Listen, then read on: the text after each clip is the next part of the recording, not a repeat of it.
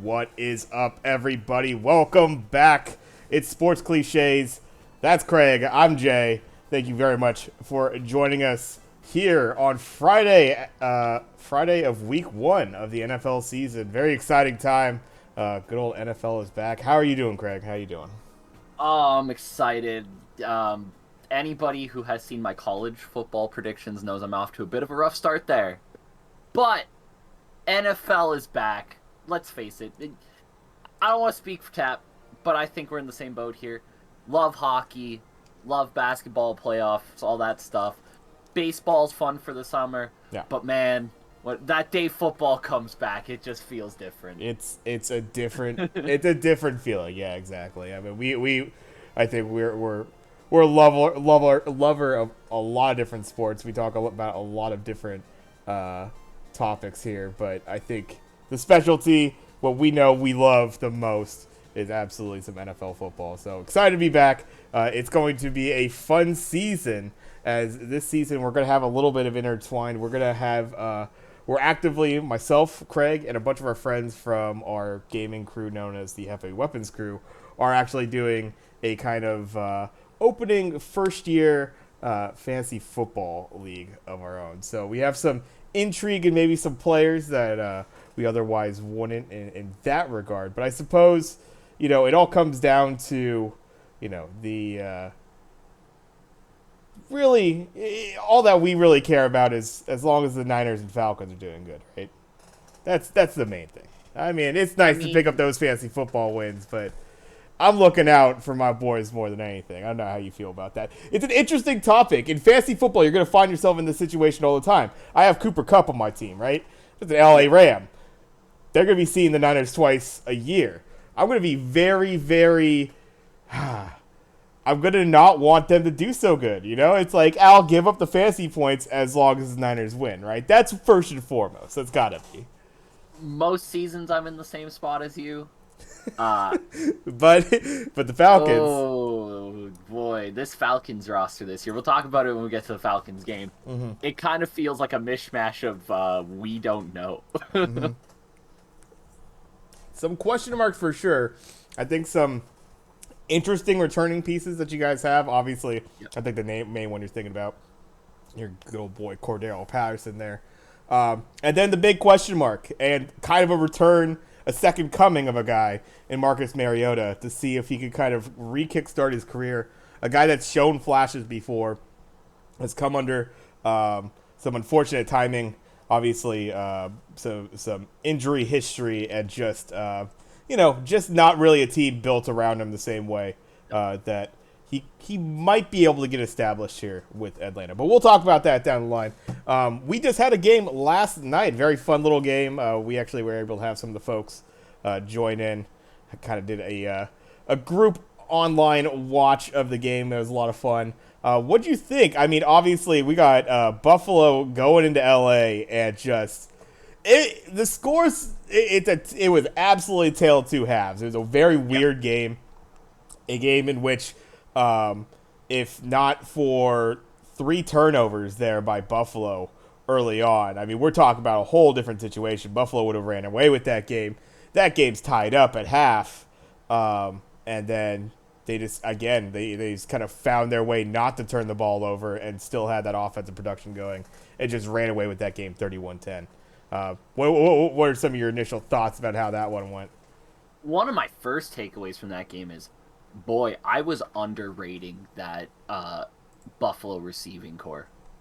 Because I spent a lot of the offseason looking at it and looking at the ones that were built around them going, yeah, Stephon Diggs is obviously elite Right. receiver, but I'm not sure how much else is there. Gabe Davis had that great playoff run, obviously, but hasn't really shown much beyond that. Yeah.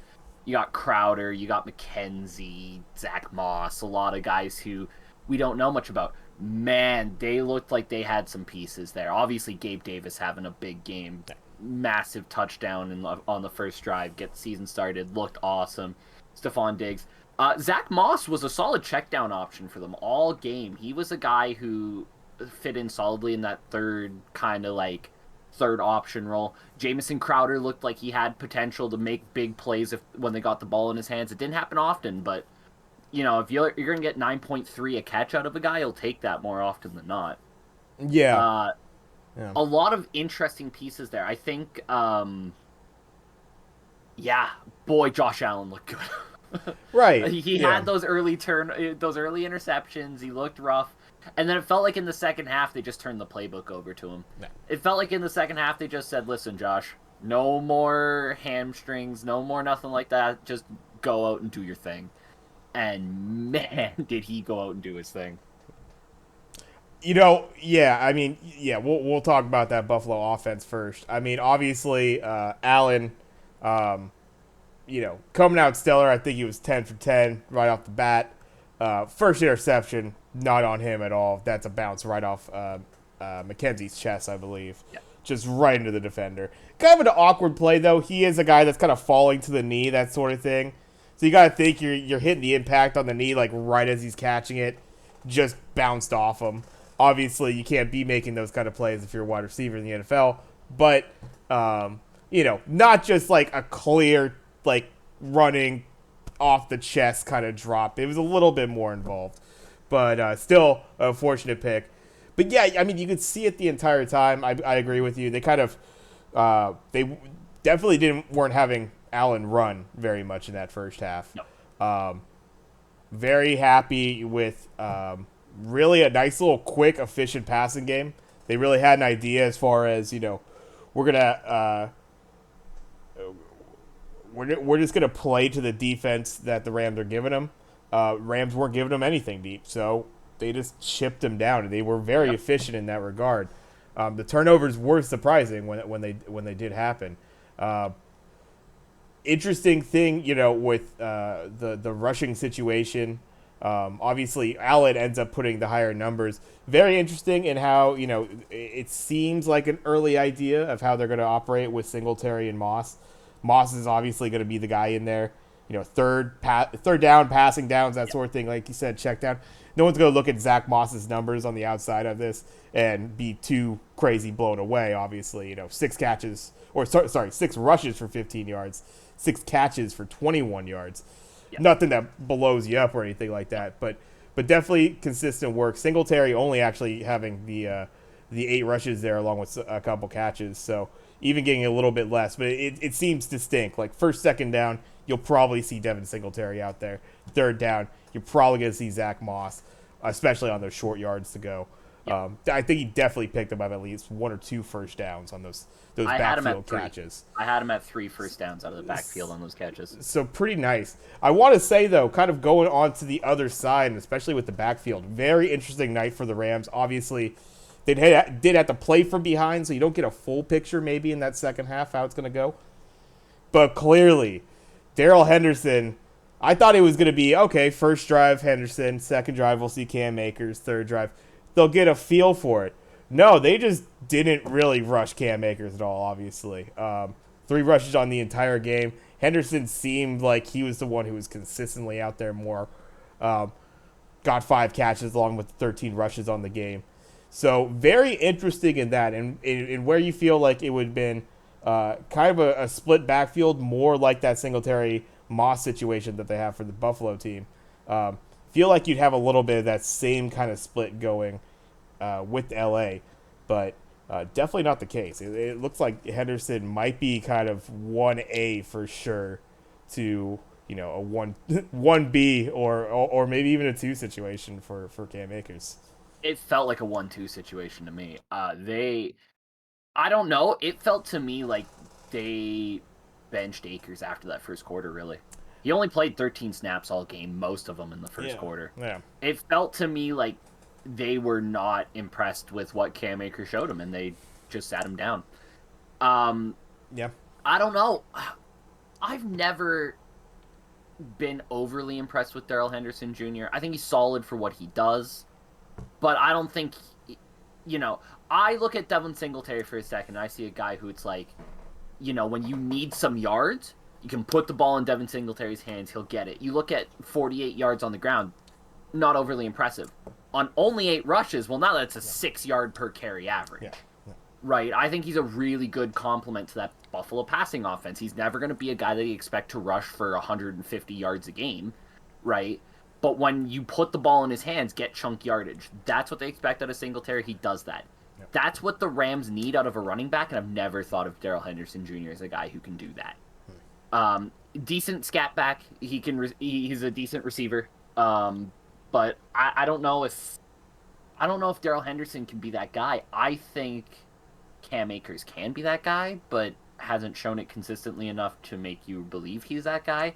That could be an interesting situation going forward for the Rams is what are they going to do at running back? Because you still need that guy who can pick you up some chunk yardage, right?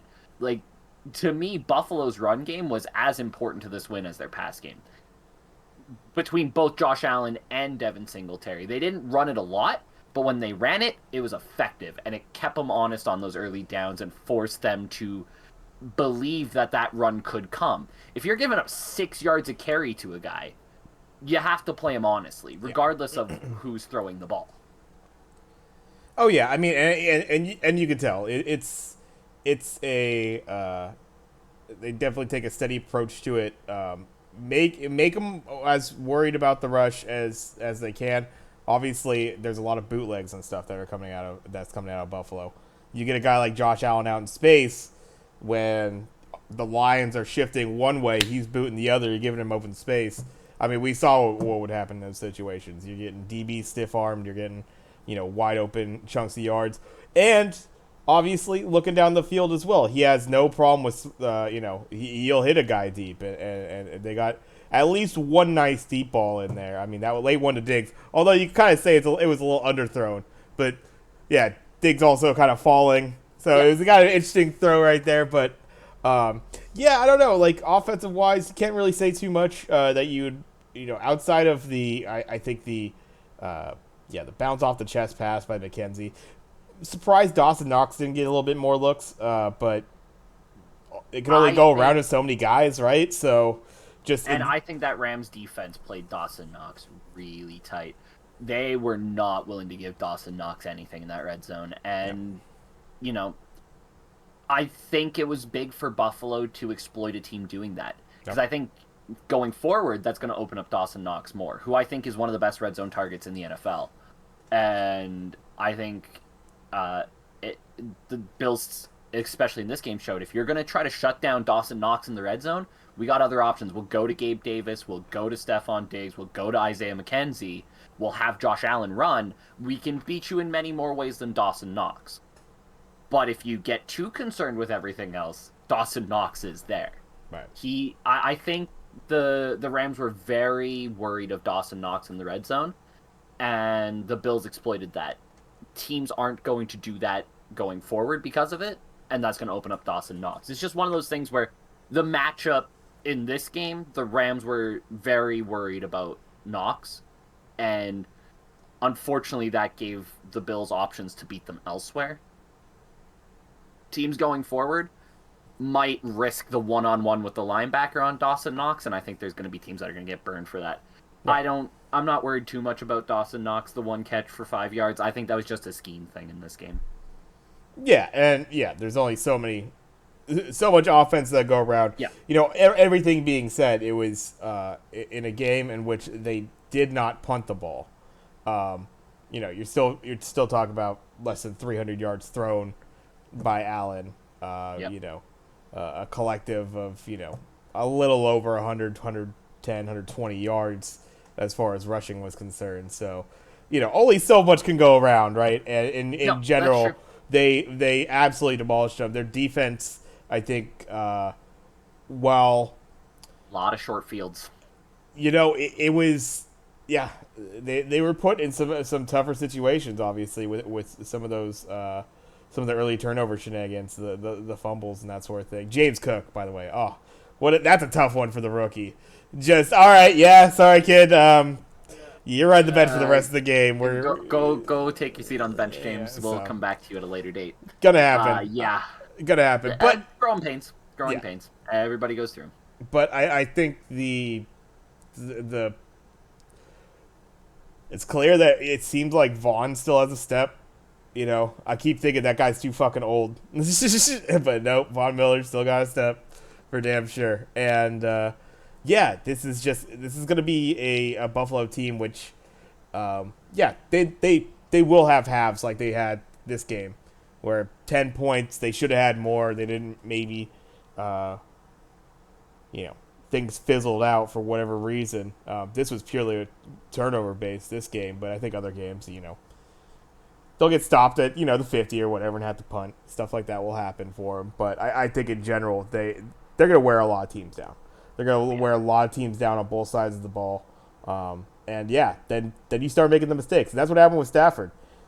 Pretty clean, winning the turnover battle in that first half. All of a sudden, second half, throwing picks left and right, making just kind of poor decisions. That offense just could not ever get it going like they had opportunities to in that first half. So,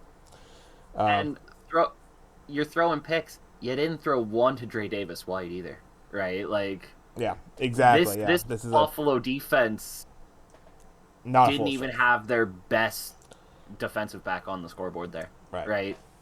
Like, if you got guys like Boogie Basham, Jordan Poyer, if those guys are going to be helping out, that defense could be really scary. That could be a first-round defense in a fantasy football draft if they're going to play like that. Yeah, maybe you could actually convince yourself to do such a thing. Yeah, it's interesting. Like, you take a look at this defense too. Obviously, Vaughn is a familiar name, but not in this setting. Obviously, as far as with this team, but yeah,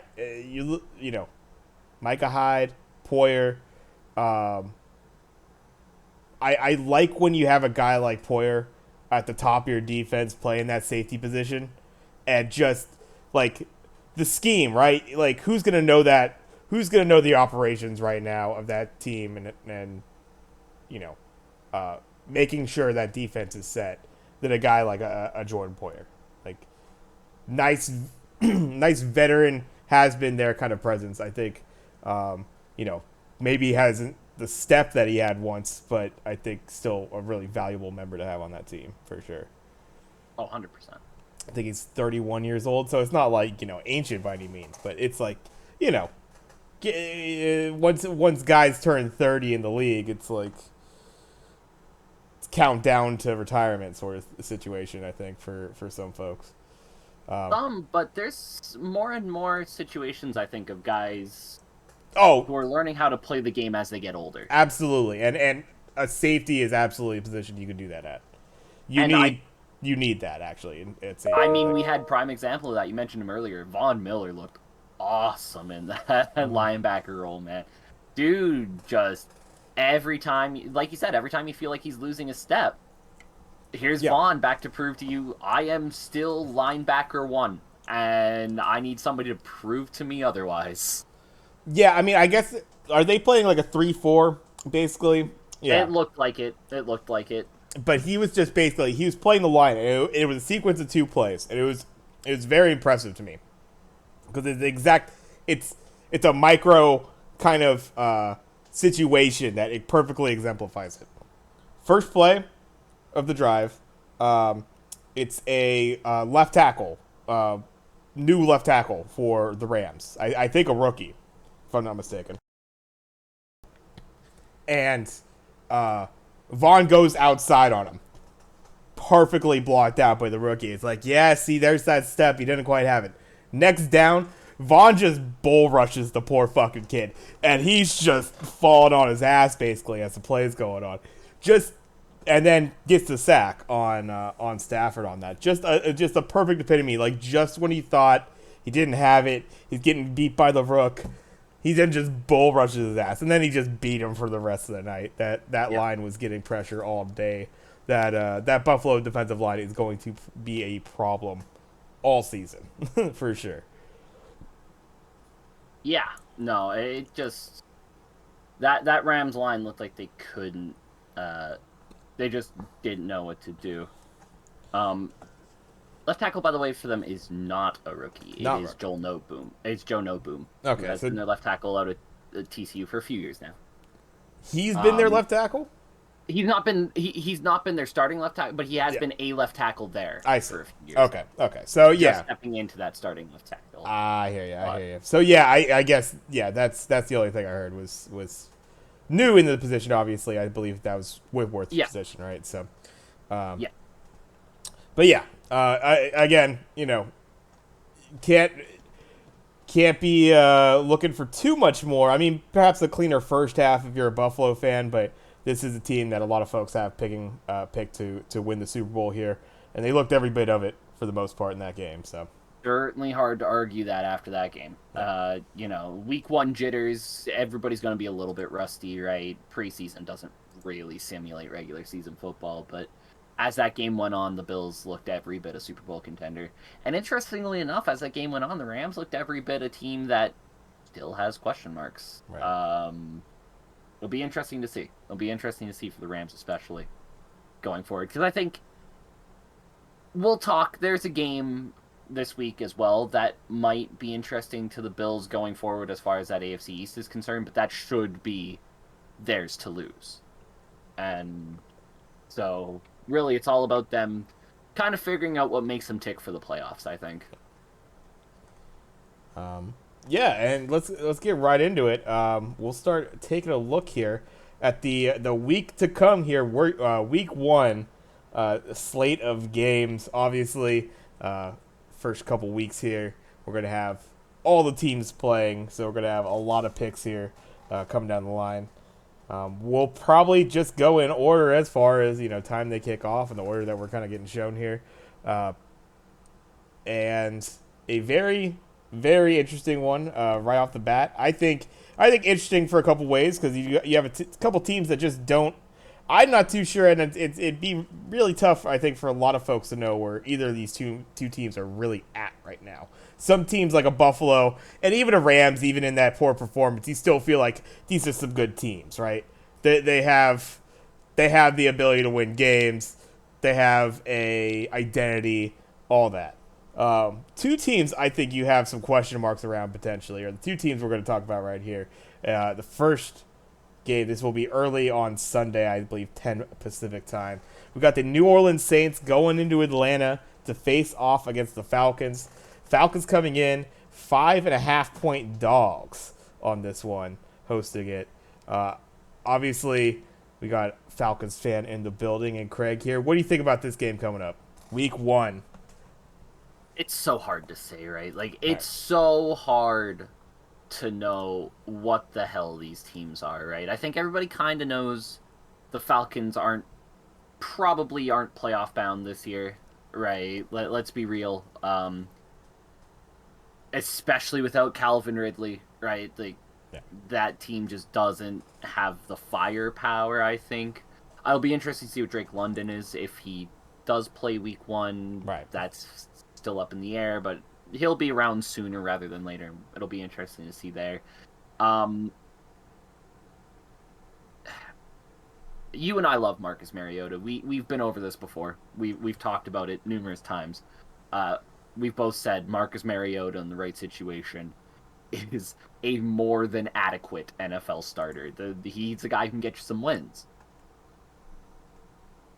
I don't know if this is the setup for Marcus Mariota to go and win some football games. They're going to need him to pass the ball a lot. I love Cordero Patterson. He's an awesome combo back, but he's not a guy who's going to rush you 100 yards a game, right? He's just not that guy. He's honestly closer to a wide receiver than he is a running back in a lot of plays. So Mariota's going to have to be throwing this ball around a lot. For the Falcons to be winning games, they're going to need 300-plus yards out of Mariota.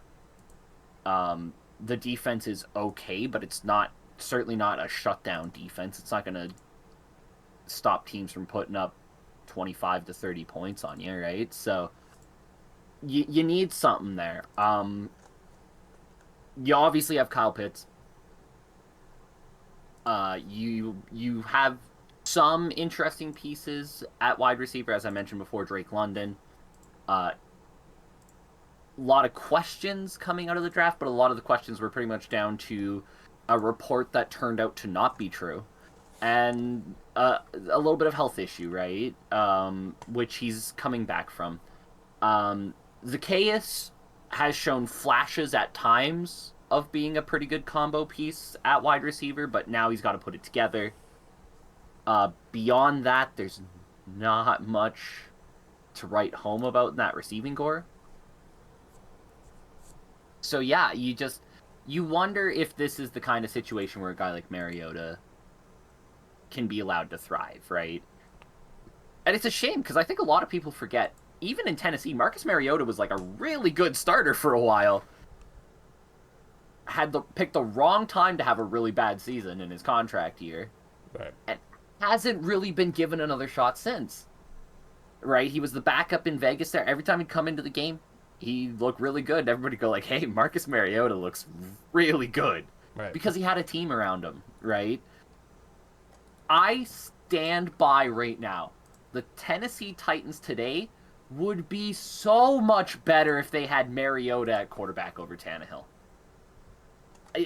It's one of those things where he has been a guy who has never really been put in the right situation to really shine, and I don't know if the Falcons are it. That being said, do we know anything about the Saints? They looked good with Winston last year, but man, did they look bad after. And it's not like they did much to make us think they're going to be better. I don't know. It's such a weird game of two teams that infinite question marks. Adding Jarvis Landry was good. I like Jarvis and Landry. They got him for cheap, so that's great. Uh, Taysom Hill's going to be playing a lot of tight ends, so maybe that works. You better hope, because you're paying them a lot of money. Yeah. Their defense is a little bit banged up, obviously. Honey Badger is a question mark. Adobo is out. They got a lot of guys out there on IR. I don't know. It's a bizarre game, and I'm not looking forward to having to try to pick who wins it. That's what I was about to ask. So who do you got? All these question marks, all these, and that's what I was saying. This one I said as before me and Craig started up. It's one of the two games I wasn't able to pick when I took a look at it at first. Saints are getting 5.5, right? Getting 5.5. They're the 5.5 point favorite. Give me the points on the Falcons. I think this game's gonna be tight. I think you got two teams that have identity crises at the moment that aren't really sure what they are. Those games tend to not be blowouts one way or the other. If you asked me to pick an outright, I would really struggle with that, but getting 5.5 points, this to me feels like a 27-24, 24-21 kind of game.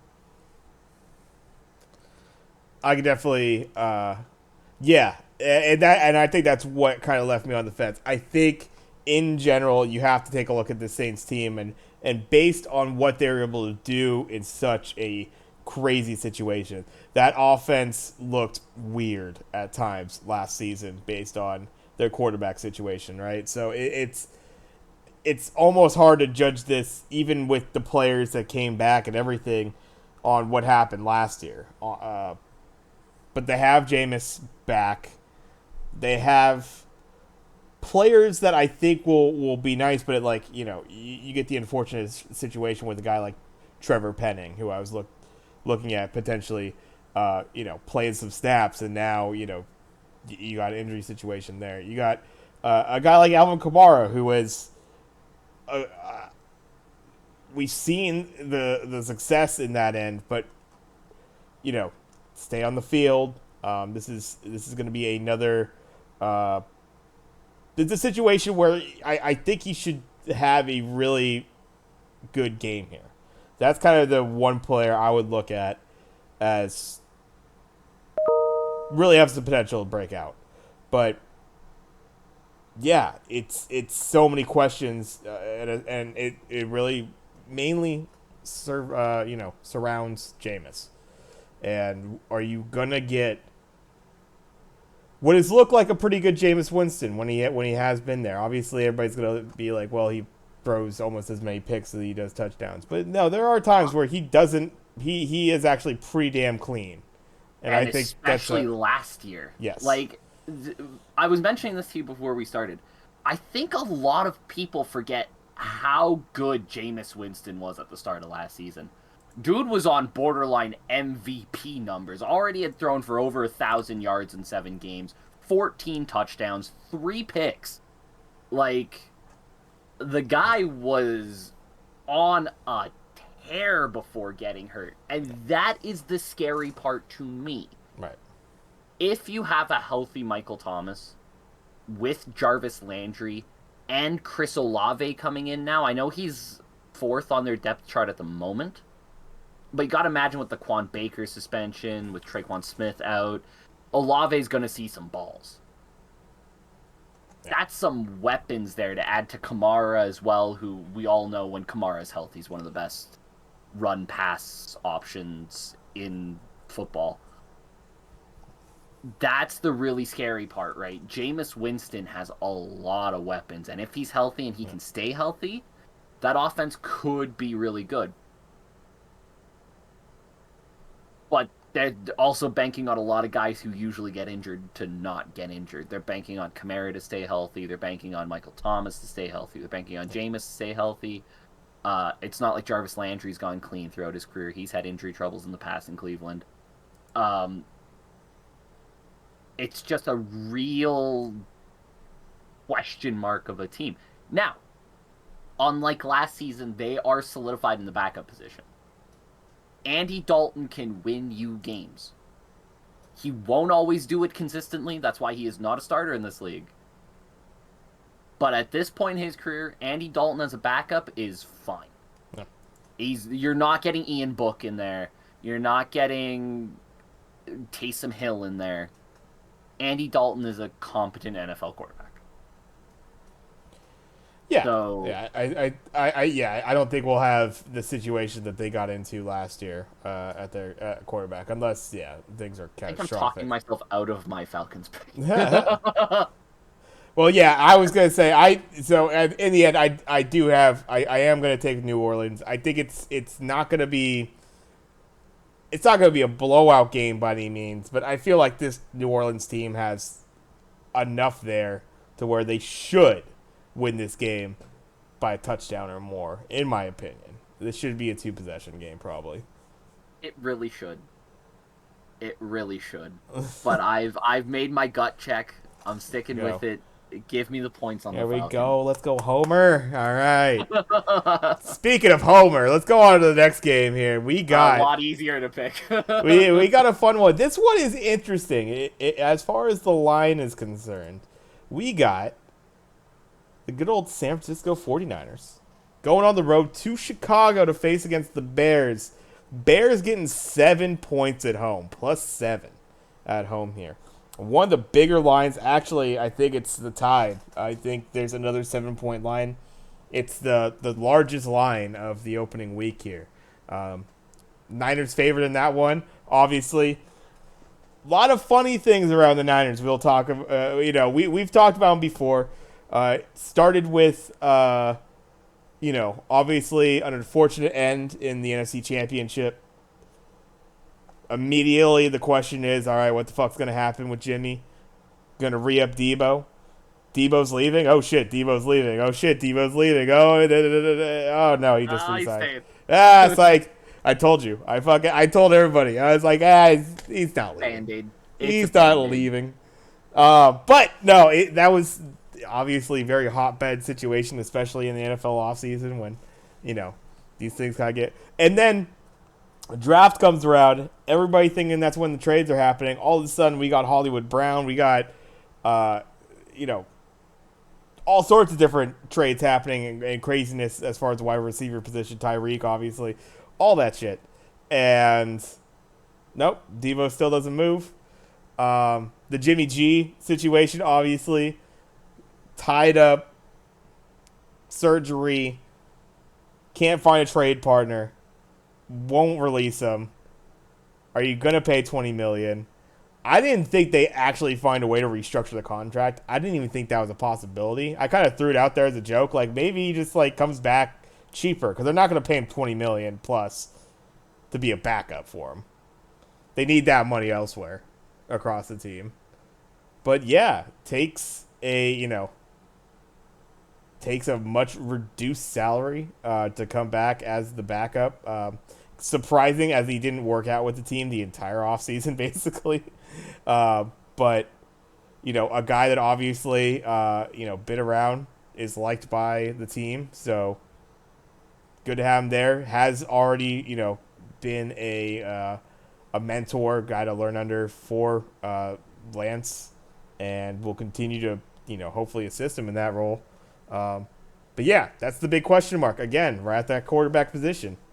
All eyes are going to be on Trey Lance, and I don't know. It's kind of interesting. I think people have assumed and kind of put out there that, oh, it's going to be a short leash for Lance, that sort of thing. If he doesn't, this team's not winning. If he's not playing well, you have a proven product in Garoppolo.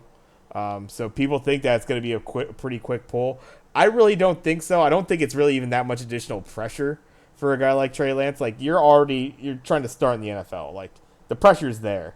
This is a team that looks good on paper. Is pretty highly rated as far as, whatever power rankings and, betting odds and stuff like that are concerned. A team that is expected to do well already. So I think the pressure is already kind of there with it. This is potentially a good team for him to start off against, too. The Chicago Bears team maybe will have a defense that's, going to be prepared for a guy like Trey Lance. But on the other side of the ball, I don't know how Justin Fields is going to operate against this San Francisco defense. I think they're going to have a field day with it because Chicago doesn't have much of an offensive line. That front seven, I think, of the Niners is going to get home all day. It's going to really have Justin Fields just scrambling for his life for the most part. So I think that defensive side of the ball is really going to help out Trey Lance. Probably some short fields, or at least just momentum-wise, just having a much better feel for the game there. So I'm not too worried. And, of course, don't need to even go in anymore. I got the Niners, of course. I got them beating them by more than 7. So, simple as that. The only thing that concerns me about the Niners is the potential for big plays against that defense. Only because Jimmy Ward, obviously, on the IR. You look at their safeties, it looks like you're going to go with Talona Hufanga and George Odom. Yeah. Not the strongest safety tandem you've ever seen in your life, that's for sure. Although, who knows, right? Who knows who kind of breaks out, but it's not like these are a couple rookies who we haven't seen before. Both guys have been in the league for a couple of years now and haven't looked great in limited action. Now being forced to step into bigger roles. That's the only thing I worry about. However, the addition of the criminally underrated Charvarius Ward is going to help a lot. Absolutely. Yes. Yes. Just absolutely disrespected at times, Charvarius Ward.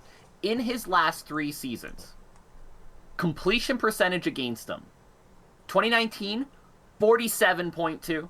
Yeah. 2020, his off year, the year that everybody decided he was shit, 57.1, well below league average. 2021, 51.3. Dude does not allow catches. Yeah.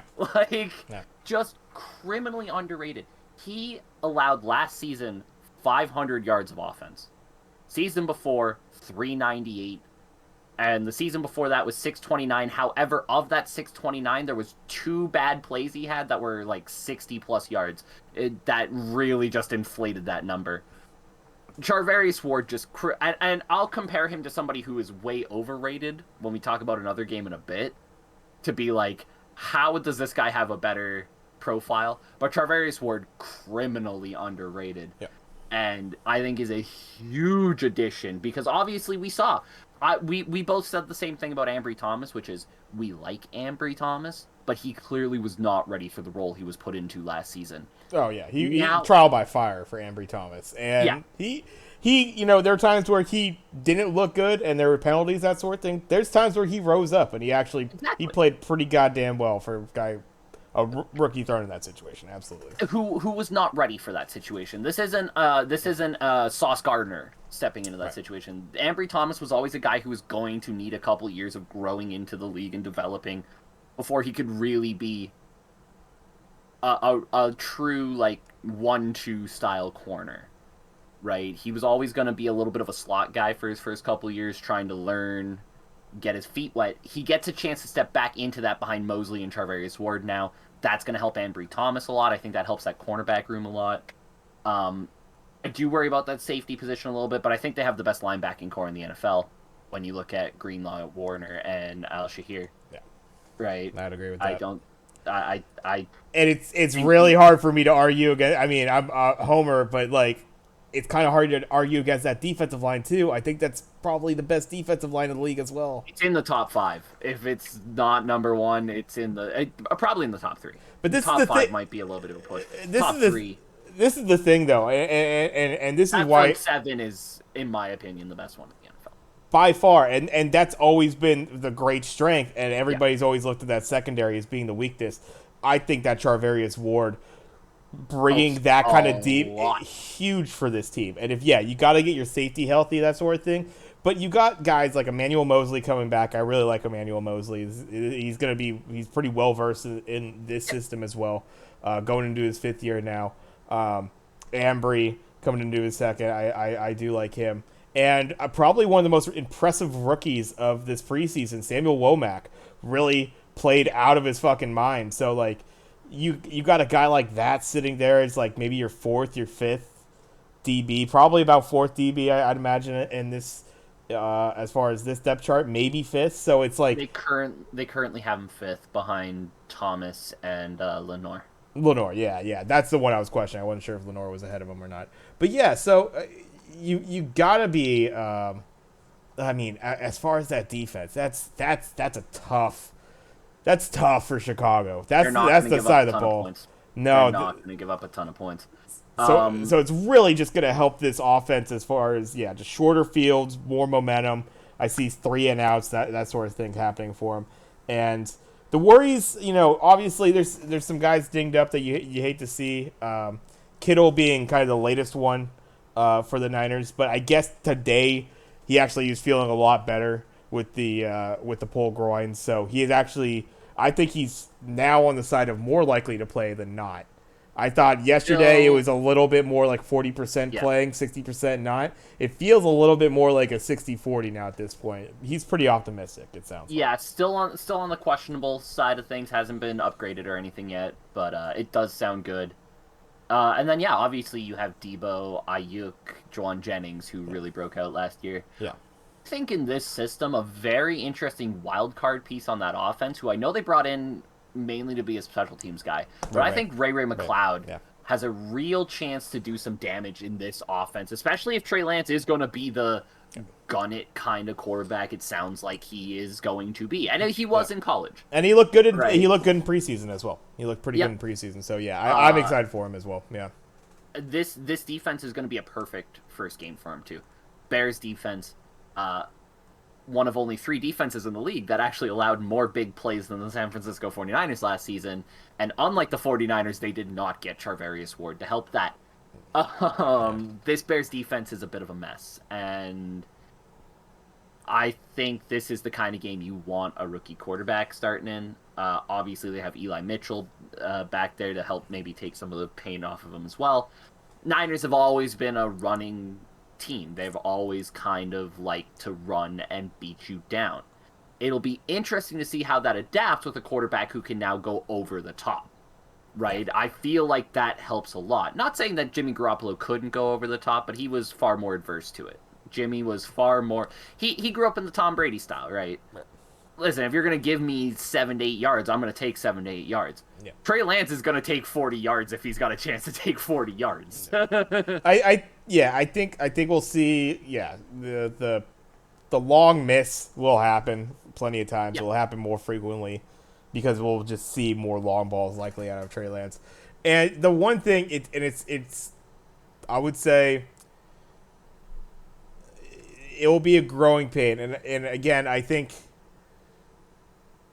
Chicago probably being a little bit of a better team for the Niners to face in this first week. This offensive line, they were getting worked all offseason basically by the Niners defensive line as far as training camp was concerned. Again, we're talking about probably one of the best defensive lines in the league. Not too surprising that it's working your offensive line. They didn't look too great in preseason either. There's going to be a couple guys that are really going to be kind of learning Another kind of trial by fire situation. Aaron Banks barely played last year. He is going to be a starter on this team. Jake Brendel, I believe, is a either rookie or just a young kid. Maybe He's been or around. established. Brendel is okay. Yeah, Maybe I'm thinking this is Burford. Maybe I'm thinking Burford. Burford's a rookie. Yeah, This is that's Jake right. Brendel's sixth season in the NFL. Okay, so yeah, I'm thinking of Burford. Hasn't played a Right guard. ton, but this is Brendel's sixth season in the NFL. Burford, rookie, but interestingly, I really like Spencer Burford's fit in this system. Playing out of UTSA was a very pass-heavy system, but they loved running quarterbacks at UTSA. Always have. B, they loved quarterbacks who needed 3 to 4 seconds to throw the ball 50 yards down the field. Which, if you want Trey Lance to do that, which I think you do, you don't draft a guy like Trey Lance to turn him into a 10-yard passer. Yeah. You draft a guy like Trey Lance because he's got a fucking cannon on his shoulder, and you hope that he develops the accuracy to go with the cannon. Right? So, I think Spencer Burford fits really well in the system. Aaron Banks, I think, is a very interesting one because he comes from Notre Dame. Notre Dame notoriously plays a lot of quarterbacks who are very similar to Jimmy Garoppolo. Yeah. In the sense there's going to be a lot of running, a lot of short to medium passes. You're not going over the top too often. So I think he's going to be the one who's going to need to learn quickly how to fit in a system where you got a guy who might be looking to go over the top a few more times than you're used to. But yeah, the interior of that offensive line I think has a lot of question marks. Obviously, on the edges, you're fine. You got Trent Williams, Mike McGlinchey. You're fine out there. No issues there. The interior of the line is going to have to be solid, especially on a Niners team who, like we said, likes to run the ball. They like to run it a lot. They have 4 running backs on their depth chart right now. Yeah. They like to run the ball. Yeah. And, as a, it's definitely, it's hilarious to kind of take a look. They only have 5 wideouts, which maybe isn't that crazy, but you'd almost expect to see 6 in that. Obviously, one of the few teams that's actually carrying a true fullback, so you got that. And you gotta love the Niners carrying 3 quarterbacks. And who's the number 3 quarterback on that list? Purdy. Our boy Brock Purdy, Mr. Irrelevant. Let's go. I'm a big love to Brock see Purdy it. fan. Love I to was see shocked to hear he was Mr. Irrelevant. To be And I love that you made the squad. It's like, nah, stay on here, kid. Brock Purdy, listen, I don't think Brock Purdy's ever going to be a great starting quarterback in the NFL or anything like that. He played all right. He played all right in the preseason. Brock Purdy had a very good career at Iowa State. On a team, by the way, in Iowa State, who has never really had great quarterbacks. So, Brock Purdy coming out of that is very interesting in his own right. Plays well enough in the preseason to earn a spot on that roster. And I think is an interesting option on that bench. I mean, you're talking about a Garoppolo prototype right there. I was gonna say he is exactly like Jimmy Garoppolo in a lot of ways. Yeah. He's not gonna beat you deep. It's an interesting dynamic, yeah. Accurate as hell, 72% completion accuracy at Iowa State. Dude is accurate as hell. Could throw the ball through that tire from 10, 15 yards away every time. Knows how to play well within a system. Is just, like you said, he is Jimmy Garoppolo 2.0. So I find it fascinating that he sticks on this team, and it'll be interesting to see how that dynamic develops. By the way, we haven't talked about the Bears yet. They're going to stink. Just throwing it out there. I know they've gotten rid of coaches and stuff, and no, they're going to be better. They're going. Darnell Mooney's their number 1 wide receiver. Listen, I get it. He's played well as a number 3 guy. Yeah, I was going to feel bad because I was about to move on to the next game, and I'm like, we never really talked about the Bears the entire time. But yeah, it's like, this is not the game you want to see. They could make some waves, and they did last year, only a year ago. The Niners season turned around on that Bears game, which was a struggle. It was a hard-fought game till the very end against the Bears. And the Niners ended up winning that game, and really that was the beginning of coming back, because that Niners team looked bad at the beginning of last season. But it's a different situation. I think obviously you're the way that this offseason has kind of gone, and I think with pieces added that you have on the Niners side, it's hard to see where the Bears are really going to be able to take advantage of any area, really. Maybe of Trey Lance. That's the only one that anybody's really pointed to. But I think Kyle Shanahan's going to be pretty smart with his play calling on this first game. And I don't think you're going to expose Trey Lance to too much craziness. I think he'll give him a pretty efficient game plan for victory. My feeling. Potentially, more importantly, who's the guy who's going to take advantage of any Trey Lance mistakes if he throws it? That secondary for the Bears is not great. Kyler Gordon is a guy I like. I think he's a solid draft pick out of Washington. I don't think he's the kind of guy who pulls down 5 picks in a season. Jalen Johnson? Nope. Not that guy. I mean, Eddie Jackson did have a great year. Like, 5 years ago now we're talking about that 6 interception year for Eddie Jackson? Hasn't really done much since. That Bears secondary is not good. And they are going to allow big plays. And the Niners now have a quarterback who's going to make some really big plays. It's a bad matchup for the Bears. I do like Cole Kmet. I like Cole Kmet to have a very good year, being a legitimate option for Justin Fields, who I think will have a better season overall, but the wide receiver room still has too many question marks to me. The secondary I don't think is very good. I just don't see this Bears team being much more than at best 6-11, right? That's like their peak, 7-10. Yeah, they're not good. It's tough to say right now because I think in general, and I think we talked about this before in a prior episode, is that the NFC clearly got worse as a whole. Yes. AFC got better as a whole. I mean, just specific players moving and just general team feels, that sort of thing. It just seems like absolutely a lot of talent shift went over to the AFC side. NFC, which already had 500-ish teams in playoff contention, is all the more prepared to probably have a similar scenario. Absolutely, a 9-8 team is going to make the playoffs for sure. 8-9, you're going to be close. Yeah, we might make this a bet. We've had this bet before. Sub 500 team. We have done this before. We might have to. See, we might. The other thing I could see happening with the NFC is you could have some really lopsided records at the top and bottom.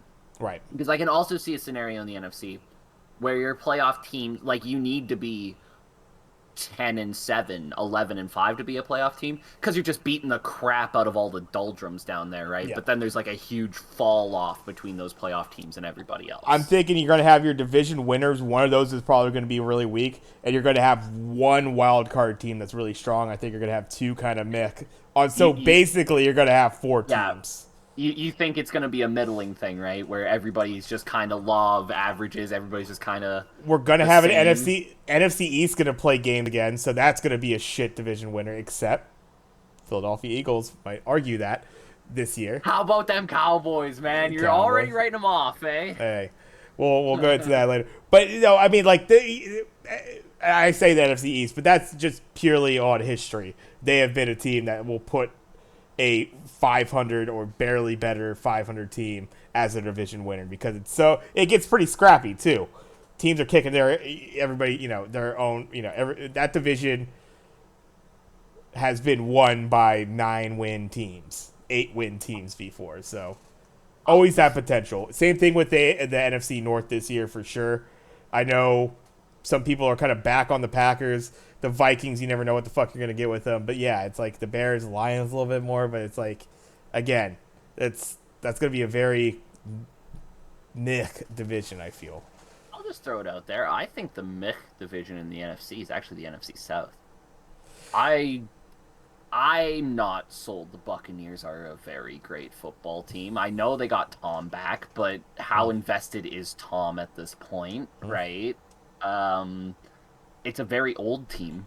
Yeah. It's a very old team that's relying on a lot of guys holding a form that we're not sure that they'll hold. Right. I'm not sold on the Bucks at all. And if the Bucks aren't a good team, it's certainly not the Panthers, it's certainly not the Falcons, and it's probably not the Saints. Yeah, could be. But I don't think we got to it yet. We'll move on to the next game here. What do you got for your Niners, by the way. pick? Niners for Niners. your pick. Perfect. All They're right. they're gonna win this thing by 2 touchdowns. Bam. There we go. Nice. I like to hear that. Yeah, no need to sweat it. No. Easy win. We'll move on to the next one. Down the line here, we got nice little division game here. Pittsburgh going into Cincinnati. Cincinnati obviously being your surprise AFC champions and Super Bowl representatives. So fucking close to actually getting that Super Bowl. It was, you could say it was almost in their hands. They had a real opportunity to win that game. Just didn't come together for them. Very unfortunate. But yeah, a surprise by everybody, to everybody, I should say. And yeah, looking to kind of reprise that that success that they had last year. Pittsburgh, oddly enough, was there right till the bitter end as far as making the playoffs. They ended up being, I believe, one game, or were they even over 500? Because they had a tie last year, right? So were they 500? I can't quite remember exactly. They were 9-8. Game bet. Okay, 9-8. Or 9-7-1. 9-7. Okay, 9-7-1. One game better. The tie and an extra loss or whatever could have actually had them at 500. But yeah, Pittsburgh going into Cincinnati. Cincinnati getting 6.5 points. They're going to be 6.5 point favorites in this one. Obviously, Pittsburgh right now going into the who the fuck knows at quarterback era of their dynasty. Oh, we know, baby. It's Trubisky time. Mitch Trubisky, Kenny Pickett, and good old familiar face Mason Rudolph as that 3 quarterback room that they got there for Pittsburgh. But yeah, who do you got in this game? What are you thinking? I want to start off by saying, why the hell did we all jump off the Bengals? All offseason, all I've heard is how, oh man, Bengals really going to struggle in the now everybody knows they're coming. Nobody's going to be surprised anymore. What did we say all year last year? The one thing the Bengals can do to get better is improve that offensive line. Right. They improve that offensive line, infinitely a better team. They go out and get Lael Collins. They go out and get Alex Kappa. They bring in Ted Karras at center. They draft Cordell Folson, who had a great preseason for them and looks like another guy out of North Dakota State who just develops into a supremely underrated talent. Jonah Williams was the one decent part of that offensive line last year. He's back. That offensive line looks downright strong now.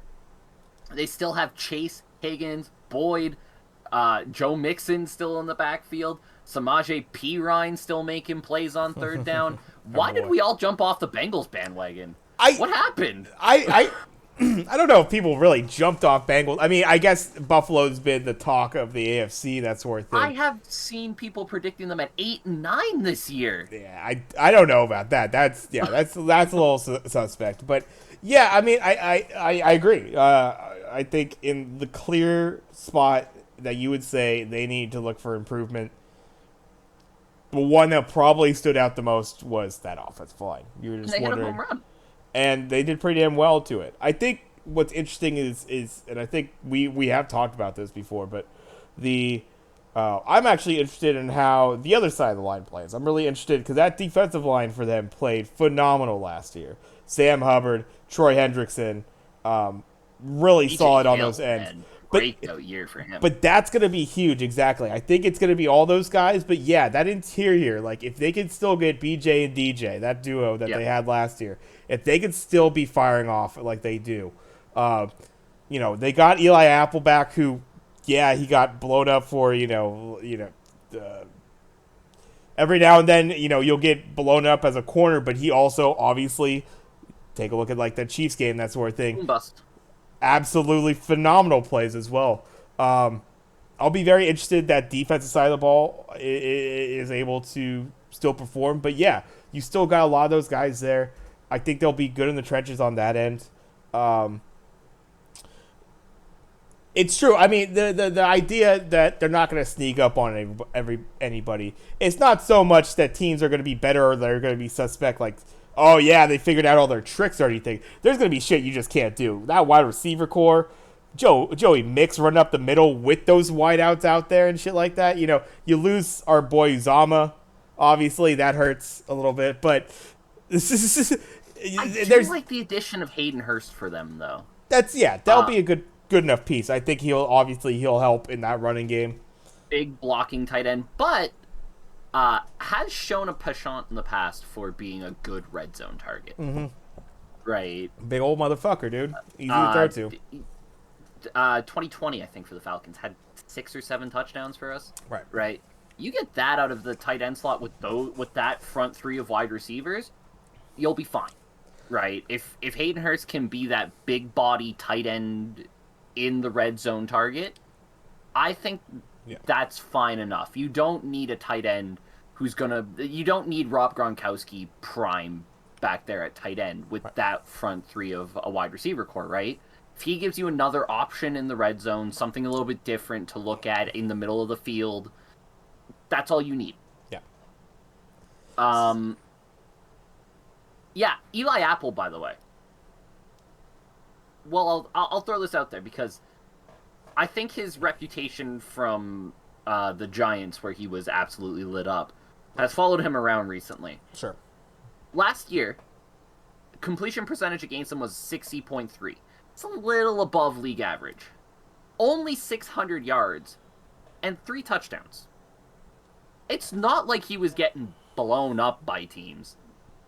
He was allowing some stuff underneath. The yards per target on him was only 6.7. He wasn't getting blown up all that often for big plays. No.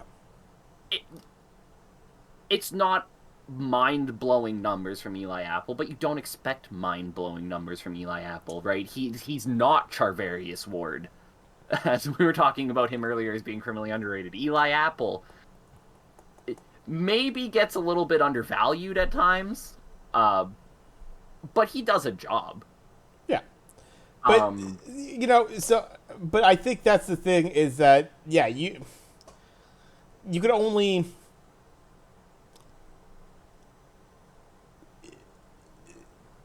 You could only operate it as far as, making plays and, like, if the team kind of sets you up to where, like, it's not exactly the whole Revis Island situation, but sometimes, like, a scheme, a defense, depending on the other team, you're just going to be the guy that gets thrown at and you're going to allow underneath stuff. Exactly kind of to your point. Like, so you're going to give up some catches for 8 yards apiece. And people will be like, what the fuck? Eli Apple can't cover anybody. This guy's catching the ball left and right on him. But when they're making the other team punt because they fuck up one of those plays and, whatever happens, they can't run the ball anyways because that defensive line's destroying them. So I am not too worried on that. I think this defensive side should be as good. I'm interested in the interior to that defensive line. I think Hendrickson and Hubbard, that's pretty well established as far as those guys, and their credentials. I'll be interested to see if that inside could play as well. And then, offensive side of the ball, they look deadly as ever. But the idea that they're not going to sneak up on anybody, I mean, they're just not. You're talking about you're going to be playing the AFC Championship, AFC champion team from the past year. So if you're gonna, get potentially, a little bit more from a team that's not rated nearly as well as this Bengals team's gonna be as far as skill is concerned, you're gonna get it against the Bengals. Teams are gonna be fired up to play them. That mean that the Bengals are gonna give up losses left and right because of this? Hell no. I can't imagine. I can't believe that, 8-9 realistically, especially right now in that division too. I feel like Pittsburgh, obviously, this is a shit show game. We haven't even spoken about Pittsburgh, but 6.5 is not enough points. Cincinnati. Yeah, 6.5 is not enough points. Cincinnati, exactly. I'll be shocked if Pittsburgh scores 6.5 points. Oh man, 3-4 I'm sorry, drives, it's maybe. Mitch Trubisky. Who did we con to make people believe Mitch Trubisky's a good quarterback? He just really really hated Gase, and that's why he just threw. Yeah. No, What? but yeah, it's like I think the Ravens are gonna really have a tough time, and they already had a tough time last year, and they only I feel like hurt themselves this offseason. Obviously, Maybe. I like their them weapons overall are in that, but their weapons. I mean I feel like yeah you lost some stuff there on their wide well, receiver core. obviously, yeah. But I think yeah, Cleveland, the shit show that is over there, I almost kind of write that team off as not being too much of anything this season myself. I don't know how you feel about it. So yeah, I feel like the Bengals are set to make another run this year, of course. Oh, And for this game, absolutely beating that spread of 6.5 points. So I got yeah, I Cincinnati as think well. Bengals and Ravens are both easily going to be 10-win teams based on the fact that they get to Oh, play the Steelers and Browns 4 times apiece. that's where I have Baltimore topping out. I can't imagine they get anything more than 10 wins. I really don't have them any better than that. That's tough for me to even put them at 10 myself. I think they'll push the Bengals a little bit. I don't think they're gonna like a lot of. I know most of the predictions I've seen have had the Ravens winning this division. I'm not on that Wow. bandwagon. I still think this is the Bengals division. Like Agreed. that's where I kind of got this from. Is like I see so many team like 9-8, 8-9 Bengals No predictions fucking finishing way. second in this That's division, crazy. and I'm like, no, This is a 12-win team. Easy. yeah, that's about where I have them too. I think of them as about 12-5. Yeah.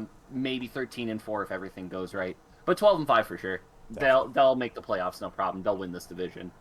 They'll win this game because again, we haven't gone too much into the Steelers.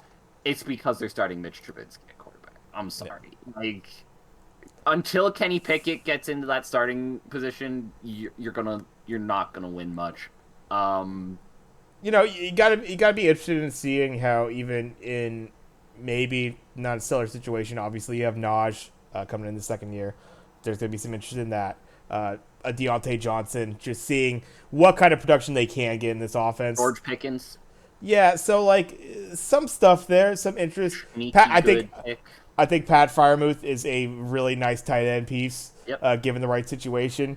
So I mean, there's weapons there if they can get a quarterback to take the advantage of it. I'm right there with you. Mitch Trubisky is not the one to take advantage of that situation, and it's Nope. only a matter of time until you see Pickett.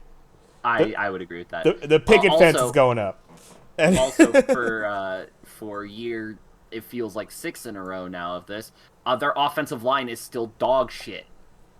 Like until you decide you need to fix that offensive line and actually do it, yeah, you're not wrong. you're Actually, I'll take a look not at that. gonna be winning much. That's rough. Sorry, guys. Fix that line. Jesus.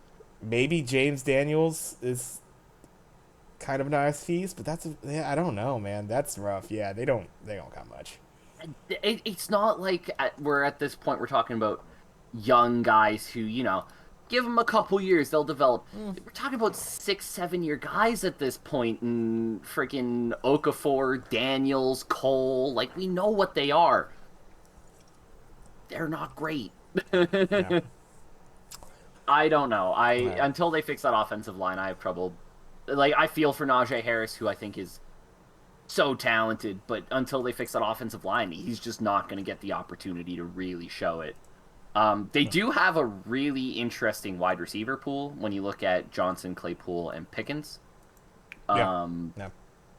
Also, just sitting back there is Miles Boykin as well, who was really good at Notre Dame and hasn't really seen much of the ball in the NFL, but maybe he's a guy who can break out a little bit. But until you get a real quarterback in there, I'm not going to talk about you. Sorry, Pittsburgh. Yeah. Get rid of Trubisky for crying out loud. Yeah. I don't really have too much to add for Pitt. I don't see him doing too much, and yeah, it's gonna be, I think, a pretty milquetoast team until you shake it up at that quarterback spot. But Defense yeah, they do have some interesting offensive weapons. It'll be interesting to see, what kind of production they're able to get out of those guys. Given, it's just like you're just gonna have offensive line is going to be letting guys through. So are you going to be able to run the ball? Are you going to be able to pass the ball? How much, you definitely got to scheme in probably, a lot of some quick passing there. This guy has Trying to this help game themselves out, but yeah, I don't know. 31-30 Bengals over the Steelers. In what fucking world is Trubisky scoring 30 points against an NFL defense? Get the fuck out of here with that Yeah, one. I mean, yeah, I think people they're expecting Trubisky to come off from a his second job backup role into a third job starting role, and yeah, expect some great things. I'm not too sure Don't about get that. it. I We'll don't see. get it. We'll This see. is the Taysom Hill thing all over again. Yeah, but like, have you seen him in practice? Yeah, I don't know about that one. Yeah, let's keep it moving though. Let's go on to the next game here, and I got the next one lined up. This is a very interesting one to me, because I think you have. I don't want to say a couple darlings, but obviously one that's been a little bit more nationally known just through the Hard Knock series, and then one that's a very hot pick for like kind of up and comer team in the NFL. We got the Philadelphia Eagles going into Detroit to face off against the Lions. Lions getting 4.5 points at home as the underdog there. Obviously, Philadelphia. There's the big hype around Jalen Hurts, the items that they added as far as your AJ Brown, on the offensive side, a pretty sturdy offensive line as well that's kind of surrounding them, and I believe they added, I want to say, a defensive piece. I'm trying to think exactly who. The Eagles? Yeah. Uh, well, there's probably there's the two big ones. There's Chauncey Gardner-Johnson, and then there's James Bradbury. Okay, maybe. Yeah, I think I was thinking Bradbury, maybe. But yeah. Oh yeah, and yeah, okay, and yeah. Oh yeah, they had a very interesting draft as well. So definitely some Yes. interest as far as this Eagles team's concerned. Detroit being a part of that Hard Knock series, I think everybody kind of getting an inside look at the shenanigans of Dan Campbell and all that. Um, MCDC. yeah. So I think people are hopeful for this team to do well in that regard. I think they got a little bit of people caring about the Lions that would have never given a shit about the Lions before. But yeah, this is gonna be an interesting one they're gonna be hosting here. What are your thoughts on it? Um, yeah, I don't know what I think of the Eagles, to be honest with you. They are my pick to win the NFC East. Um, just because I think that offense is so much better than the rest of the offenses in the NFC East. Uh, much like the Niners, only 4 wide receivers on their depth chart to go Yeah. along with their 4 running backs, and a very interesting running back room at that. When you look at Miles Sanders, Kenneth Gainwell, Boston Scott, Trey Sermon, it's a very interesting running back room with Yeah. a lot of boom bust potential. I think beyond Miles Sanders, you could get yards out of one of those guys on any given day. And then on any given day, any one of those guys could also be invisible. But obviously, the big thing is you added AJ Brown and Devontae Smith, right? Yeah. Like, that's the big thing here, right? You added AJ Brown to Devontae Smith, and now you have a real 1-2 punch for Jalen Hurts. Um, I like the idea of running some RPO with all those running backs, getting Jalen Hurts moving a little bit. He's always been a guy who's been good with his legs. You obviously have Dallas Goedert as well. Great tight end. A great option for them. The line is good. Lane Johnson, Jason Kelsey, Landon Dickerson, Jordan Mailata, right? A lot of good names on that line who can hold up. Their offense is good. I have a lot of question marks about their defense. Fletcher Cox is not the guy he used to be, right? All right. Age is catching Fletcher Cox. I like Javon Hargrave, but the interior of that line does leave me a lot of question marks. And then their Their secondary. I'm sorry, James Bradbury. You remember those numbers I gave you for Eli Apple, right? James Bradbury last season. 61.7 completion percentage against, 848 yards, 8 touchdowns against. This is their number 2 cornerback. Yeah. That is a big target for me. I'm a team going up against the Eagles. I'm throwing everything I can at James Bradbury, and I'm making James Bradbury prove to me that he can play. C.J. Gardner-Johnson, I like. I think he'll help out a little bit there. Obviously, you still have Darius Big Play Slay, who might not be Big Play Slay anymore, but is still a very solid corner, right? Like, I don't think anybody's looking at Darius Slay and going, that is a weakness, per se. But on a whole, I don't know about that secondary at all. And that, to me, is my big question mark with the Eagles. If they can figure out some kind of patchwork job on that secondary to keep the points down, they should be okay. Because they have the ability to get points on the offensive side. I just wonder if that defense can do enough to stop the points going up. Because I've seen some people legitimately pick the Eagles as a Super Bowl contender. I'm not willing to put them there quite yet. But I think they'll win the NFC East on account of the rest of the NFC East still kind of sucks. But yeah, not 100% sold on the Eagles like some people seem to be. I do think they'll win this game. I think the Lions are going to be a much better team this year. But as I mentioned, I think despite that defense being a big weakness, I don't know if the Lions' offense is quite at a point to take advantage of that yet. Obviously, you still have Jared Goff at quarterback, right? I expect a good game out of DeAndre Swift, by the way, if you're a fantasy owner and you have DeAndre Swift. Like I said, Fletcher Cox is slowing down a lot. So I don't know if the interior of that defensive line can hold the Lions. But ultimately, I don't trust Jared Goff to take advantage of a weakened secondary. But I do think this is a better Lions team on a whole.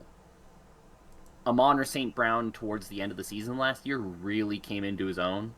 You add DJ Chark, that's going to help a lot. That defense was actually pretty solid for most of the season and only grew into the season. So there's stuff to like about the Lions. I think they'll be a much better team this year. But that's getting over a very low bar. I think this is a 7-10 team at best. Like, better, but nowhere near good enough yet. Yeah, I think this is just a situation where I think you definitely have some regards overhyped, but I still think a very good Eagles team for sure. Yep. I agree with that. I think definitely who I have for the NFC East as far as division winner, playoff run is going to be tough for them. Depends on who they draw out of that wild card. It's very tough, but exactly. I don't figure them getting that early bye. Your top team in the conference. Don't think that's happening. And if they get whoever loses the division out of the Rams and 49ers, I don't think that's a great matchup for them either. Right. So I think that's going to be a tough one.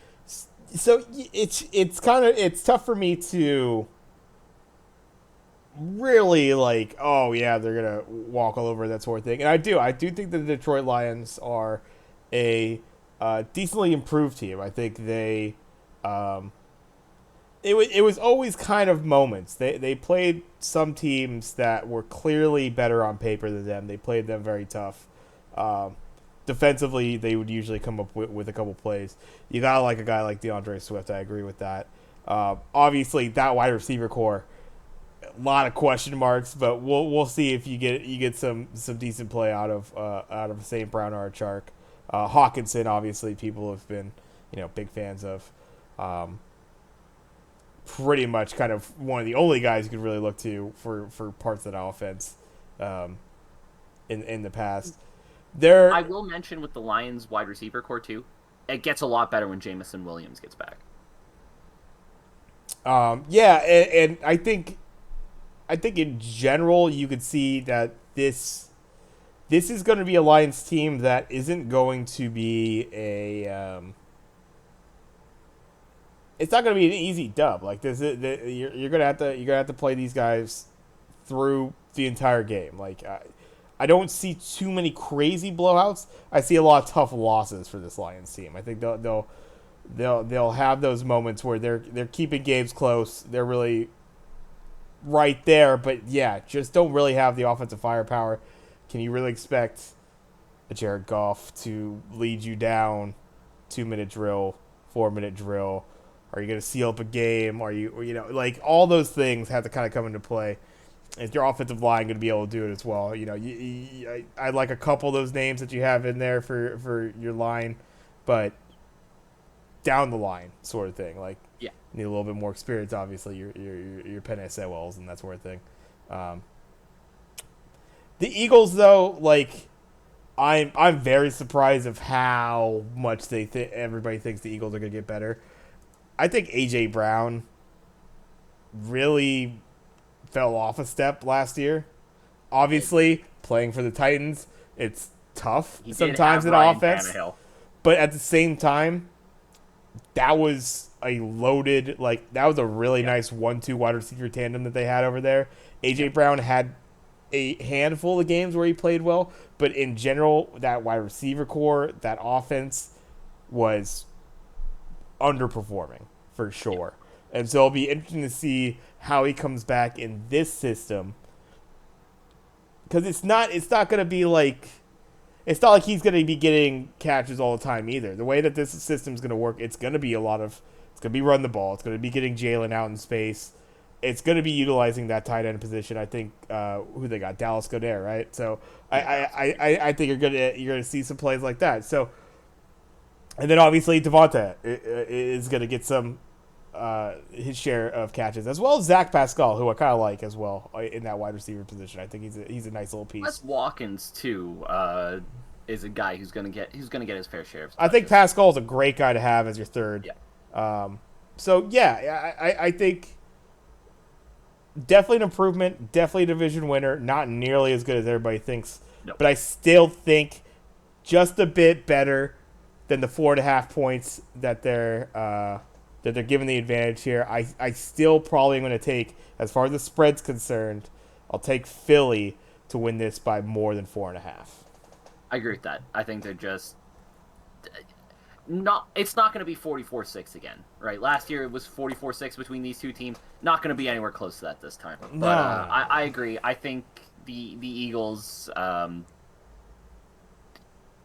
maybe double digits, but like I'm talking 10, 11 points at most. I can't see this being a blowout. And I know it's strictly just preseason, but in that last preseason game that Philly played, Miami put up 48 on them. 48-10 was that game.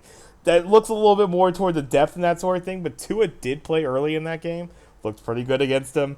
He's a better quarterback than Patrick Mahomes. That's to be expected. Yeah. but it just I think people need to pump their brakes a little bit on how good the Philadelphia Agreed. Eagles are going to be. I think they still do win this game though, by more than 4.5. Yeah. I will just quickly throw out there, first week of the season, fun time for a little prediction like this. I think Aiden Hutchinson's going to win Rookie of the Year, Defensive Rookie of the Year. B, I think he gets 10 plus sacks. I love Aiden Hutchinson. I think he is legit. Yeah. I thought coming into the draft he was the most NFL ready player. So I was shocked he didn't get taken first overall. I had heard the rumors as well. Yep. But like I thought for sure they were going to go to Aiden Hutchinson, because to me he's the guy who is going to step in day one and be the guy. And I really like him to get 10, 11 sacks this year. I think he's that good. I think it's it just lined up though. It just like perfect. He went to the Lions. It's exactly what you want. You 100%. want the Michigan guy to go to the Lions right there. So yeah. He is. He's gonna be one of those. He's gonna be one of those guys you got to take a look at. I think, obviously, yeah, a couple defensive line guys there at the top. A couple interesting wideouts that might get a little bit more looks as the season goes on as far as those rookies. But yeah, I think that's a really strong pick for a guy who's going to have a lot of impact on this team. Seems like he's going to be a guy who's starting them right off the bat. And yeah, they're going to be looking for to make some plays, and that's quite a number of sacks. But I think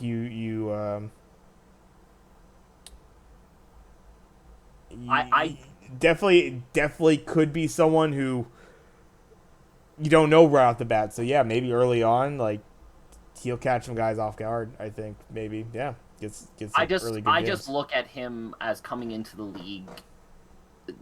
Like the last people I can think of who've come into the league this already are like Nick Bosa, um, Miles Garrett, right? Guys like that who just came into the league and were those kind of guys. That's exactly who I think of Aiden Hutchinson as. I still think in the long run Thibodeau has more potential than him. But as far as just being ready to step in there and be that 9, 10, 11 sack guy, Aiden Hutchinson's there. I think he's going to absolutely show up for the Lions. Yeah, absolutely. And let's keep it moving. Actually, I just brought up that last preseason game against the Eagles and the Dolphins. So let's go to that game next. Actually, Dolphins actually going to be playing host to the New England Patriots. An awesome AFC East matchup right there. Miami going to be playing host and are actually 3.5 point favorites against the Pats. Given Pat's prior success and that sort of thing, and really just in general an AFC East division that's uh, pretty much a slugfest outside of one team, really. Um, yeah, gonna be very interesting, and these are two of the good ones right here as far as New England and Miami's concerned. Uh, what are you thinking as far as this one is concerned? I see where the line's going here because I do really like the offseason the Dolphins had. Obviously, you bring in Tyreek Hill. Uh, their backfield now with Chase Edmonds, Raheem Mostert, and Miles Gaskin, like that is a pretty damn good backfield. Um, you obviously still have Gasecki at tight end, who is Gasecki, but you had Durham Smythe behind him, who's going to help out a lot. Um, Defense is solid. I get it. On paper, they look like a team who's going to be really good. Tua is a very accurate passer, but he's not a game breaker. He hasn't shown that yet. And this Bill Belichick defenses are notorious for being tough to break down. Right? The teams that tend to catch Belichick defenses catch them with the big play. They're notoriously tough to do the 4 or 5 yard roll down the field offenses with. I know they've lost a lot, and I know they've had to restock the shelves, so to speak. But they've always been good at finding those gems on the defensive side, and that's what makes me a little bit nervous about this game.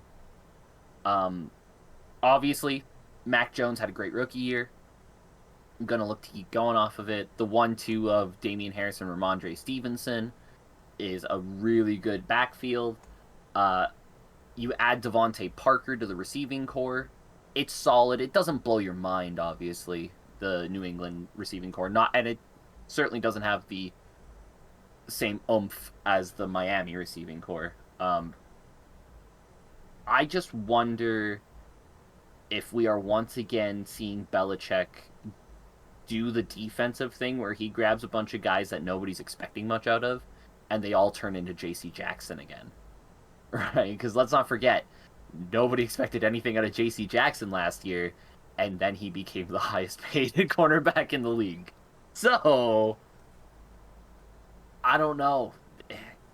I'm gonna go with the Dolphins because I do think that on paper they are the better team, but I'm also worried I'm getting played by Bill Belichick and he knows something I don't, and we are again going to see a very strong New England defense. What if Cole Strange is just blowing up two interior defensive linemen in a single play. Just fucking one arm each guy. It's open holes. Cole Strange is a fucking beast that we all just didn't know Cole, about. Cole Strange is just out there. I like Who needs Isaiah Wynn? I'll just move over and play right tackle while playing left guard at the same time and just dominate yeah, everybody. exactly. They'll just That man, that makes it's so this is the thing that I'm thinking with this because yeah, I wonder exactly how this offense is going to operate as far as Miami is concerned. I think the thought is okay. You got a Tyreek, a Waddle, some absolute speedsters, right? As far as going down the field, great. I think a pretty damn good pass catcher in Gesicki, and yeah, so some nice little pieces I think on as far as running back is concerned. I wonder if like I hope for them to do well.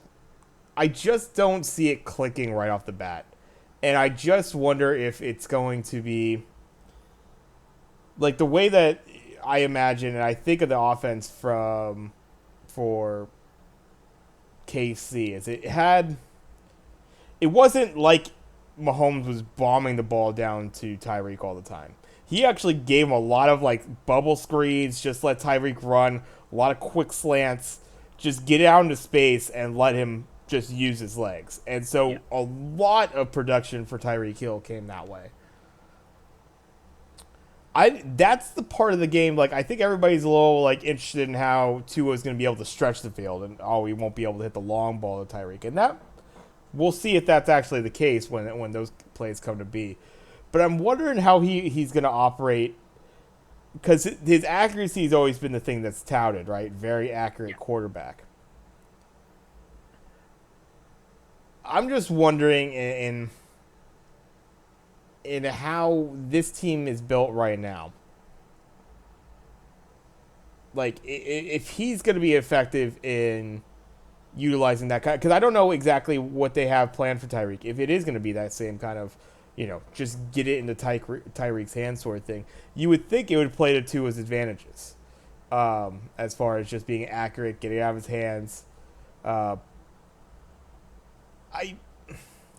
I hesitate to be very, very thinking that, like, because you have Buffalo in this division, a team that people are thinking is going to be the Super Bowl champion. So then you're pretty much now thinking, is it going to be Miami over New England in that second slot? And I lean toward that, but yeah, like you said, it's hard for me to write off, like, how many times have the New England Patriots been written off, right? Are they really ready to give up that second spot potentially in the division to a Miami Dolphins team? It's hard for me to be so all in with the Dolphins. I like the pieces they added. They look like a better team. I think that it has a lot of potential for that offense to work, but I see it also just like it feels like it should work, but it won't, like, sort of thing. Like, this should play to his strength to have these guys to be able to utilize like a decent little running game, have a great run after catch sort of method perhaps to your offense. But I don't know. I hesitate with it just because Tua's kind of been there. He's kind of been on the cusp, but then not. Yeah. Still very question marks about Tua, basically. The other thing that I think works for Tua is the stupid move that the Dolphins did in the offseason in firing Brian Flores. Right. I hate that move. Yeah. Why? He's been great, but they did hire Mike McDaniels, which is a very interesting pickup for this offense because, again, kind of plays into what you're saying. He was the run game coordinator for the Niners, obviously, for a while, then was their offensive coordinator last year. The Niners play that style as well. Yeah. That get the ball into your receiver's hands 6-7 yards down the field, keep the ball moving, run the ball a lot, find guys in space. right? Not really going over the top too much. That also seems to play in the Tua's hands. That being said, I don't love the Yeah, idea of firing a coach who's been good for you and bringing in a new guy. yeah.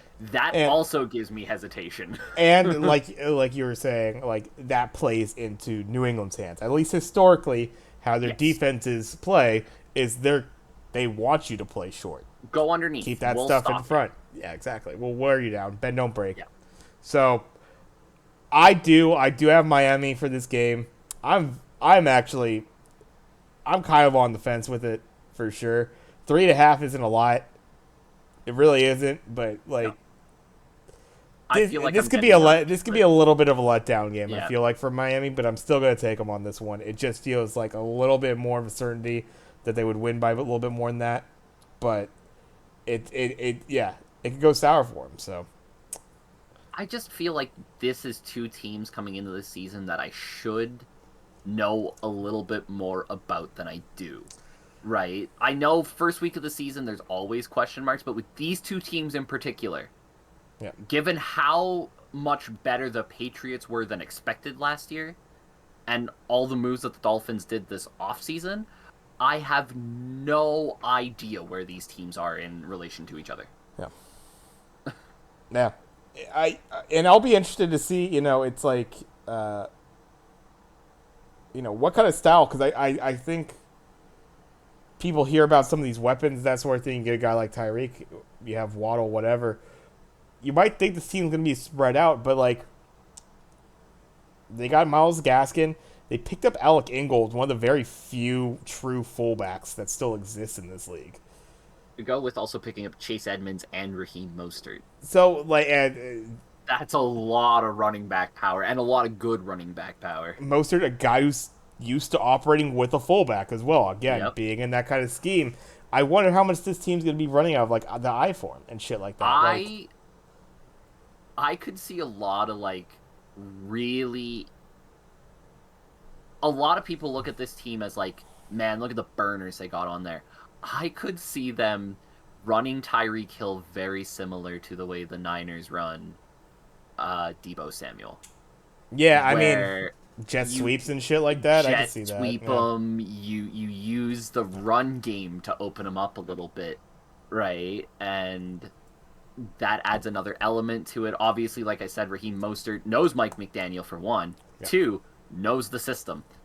Chase Edmonds has always been a guy who's been a good yards per carry guy. Has never really seen a ton of carries, but has always been good yards per carry guy. Miles Gaskin obviously is solid. They got three good running backs there.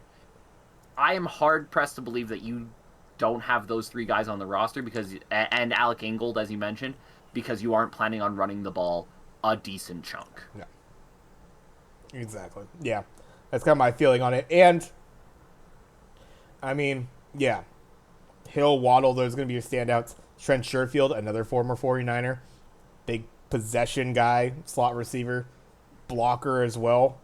Great blocker as far as operating in that sort. Again, things are lining up for this to be a wear you down offense for sure. And this might work out the advantage because that's kind of the thing. You wear down a team for a good 2-3 quarters. Fourth quarter comes around, that defense is tired as fuck, and they're expecting you to run the ball and keep running the ball on them, and that's when Tyreek is going to be open for 15 yards down the field potentially, and you're just Tua could underthrow that ball by 5 yards and you'll still have a catch, that sort of thing. So I don't know. I think it could work out in their favor. I don't think this offense is going to be as crazy explosive, play in, drive in, drive out as maybe some expect. I will Sure. just throw it out there too. I've been talking a little bit about some rookies. I'm a big college football guy. Love college football. Eric Ezukana, out of Texas Tech, was a very interesting guy in this draft class. He's a guy who, if you can get him to clean up the drops a little bit, is a big play guy. Kind of similar to Tyreek Hill, has crazy burners, is going to beat guys deep, has the ability, out of that Texas Tech offense, they love to run those slants with a little rub in the middle, where you get a fast guy loose in the middle, and send him 50 yards down the field. He's a guy who could see a little bit of play this season in this Dolphins offense. They got some interesting things going on there for sure. Yeah. But yeah, I think both of us are with Miami on that one. But yeah, we'll see. This New England team, it doesn't look the same, but who knows exactly? We might all be getting fooled. Yeah. Um, yeah, I don't have anything too specific. It will be very interesting to see, what's that next year for Mac Jones going to look like. Um, I do like, I do like some of their receiving core. Kendrick Bourne obviously has kind of made himself a name again a little bit. A little bit of a resurgence there. Devontae Parker, I've liked. Hunter Henry, obviously, and Johnny Smith as far as their tight ends. A little underperforming, I want to say. I didn't didn't hear about their, um, they didn't pop off maybe as much in some regards, but still a couple good guys right there. And in general, like names you recognize, this team is pretty damn old, so it's a little concerning in that regard. Not a whole lot of exciting young players besides your Cole Stranges, All but strange. but yeah, We thought we could draft him. yeah, but yeah, so be a very interesting game. But yeah, I think both got Miami. And we'll keep it with another NFC East team coming up here. Going to be playing outside the division against a team we've talked a little bit about already. We got the Baltimore Ravens going into New York to face off against the Jets. Jets getting plus 6.5 at home here. And I guess they are in a situation to where they're without uh, good old Zach Will. Yeah, the Uh, MILF Hunter's down for 4 weeks. Down and out, unfortunately. So that's going to be a little rough for him. Um, a lot of interesting pieces moving around, I think, for both these teams in the offseason. You obviously, I think the big one for Baltimore um, was during that draft. Obviously, you have a Hollywood Brown leaving your team, but also probably one of the funnest drafts or most interesting drafts from a team as well in the Baltimore Ravens. So perhaps some youth that's going to flash for this team, and in a division where they might be able to make some noise. Definitely, played below their expectations last year. Um, they were thrown for some interesting curveballs during the year for that. I I wonder how much of a impact that we're gonna see out of some of these wide receivers because this the style of the offense for this Baltimore Ravens team, obviously it's been, you know, run the ball, wear him down. Lamar, we're gonna really lean on you. We're gonna hopefully you'll get Mark Andrews some catches. And that's kind of all they got going right now for him, right? Like, I mean, unless you're really expecting a whole lot to come out of Rashad Bateman or Duvernay, Devin Duvernay, then like, where are you gonna get the dynamic part of their offense? It's gonna be a very grinded out kind of season. I feel like for the Ravens. Yeah, you know, Rashad Bateman had a very good year last year as Robin to Hollywood Brown's Batman, but now he's got to be Batman, and it's always harder to be Batman. Um, 515 yards last year with a touchdown. That's pretty good if you're a number two guy. You're a number one guy now. 515 yards and a touchdown ain't gonna cut it. Yeah. So can he show up to that? Duvernay and Prochet both had 200 plus yards last year. Again, if you're depth pieces, that's fine. If you're looking for a number two receiver, not nearly enough. It's just interesting, right? Because they're expecting a lot of these young guys to take a step that we have not seen yet, right? And will they? Perhaps, but that's a big step to take. It took Hollywood Brown 4 years to make that step, right? And when he does, you decided to trade him. I don't know. That's a hell of a move. I do think they got the best lineman in the draft in Tyler Linderbaum, and I think that's going to help their offensive line immensely. Uh, Anytime that you can get a really dominant center in there, I think that's a big piece of your offensive line. I mentioned it going in when we were talking in the draft special. I think Tyler Linderbaum was the best overall lineman in the draft. Forget tackle, guard, center. He was the best overall lineman, period. Um, the only reason he wasn't drafted higher is because he's an interior lineman and not a tackle. Yeah, I think beyond that, the defense is going to be good. That Baltimore Ravens defense is great. It's just filled with absolute stud defenders. They're not going to give up a ton of points. You have the best kicker in the world in Justin Tucker. So if you can keep games close, you can win them, but I don't see where the points are coming for the Ravens is the scary thing. When you're having to play the teams that are going to put up points against you, when you're having to play the Cincinnati Bengals who could easily go off for 30 plus on you, where's your 30 plus coming from? I just don't see it. I like J.K. Dobbins, obviously. Him and Lamar running some read option stuff. They're going to get their yards on the ground, but I just don't see where the points are. Defense is good. It's going to hold them in games, but I don't know if it's enough. Like I said, I was seeing some mocks where like I said, the Bengals were 8-9 and stuff like that, and you had the Ravens at like 12-5, 13-4. That's not this Ravens team. I think they're a solid 10-6 team. They'll probably make the playoffs as a wild card, but I don't think their ceiling's any higher than that. Yeah, like and like on the typically strong sides too. I think of the Baltimore Ravens, and I'm like, that's a defensive team, that's a run team, that sort of thing. And the running, I think that's still the truth. I like a J.K. Dobbins. Obviously, Lamar has shown time and time again that he'll take that role when need be, and the scheme's obviously built around that. Mark Andrews has enough skill to be able to do the blocking for that, and when you need him to take advantage on a play action, you're going to have him there. So you're going to be able to utilize those aspects of it. But I look on the other side of the ball too for him. I like Marcus Peters. I like Marlon Humphrey as far as your corners are concerned. I like a couple other pieces as far as maybe some of your linebackers. Obviously, you got your Calais Campbell, who is just getting older, sort of thing. I just don't.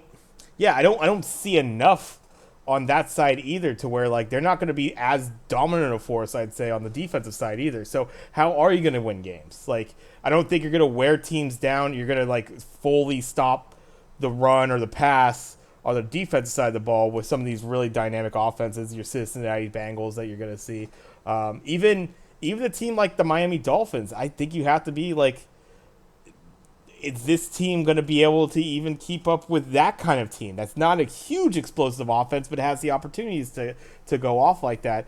I don't see it for this Ravens team. That's why I'm surprised by that discourse. I think the Bengals are a clear favorite for this division. I don't think the Ravens have done enough. I think they drafted very well. They have some good pieces. I don't think they're, the future is bleak, but I don't see it this year for them by any means. That being said, they're facing a New York Jets team that has, that's a clear fourth team in that really tough AFC East division.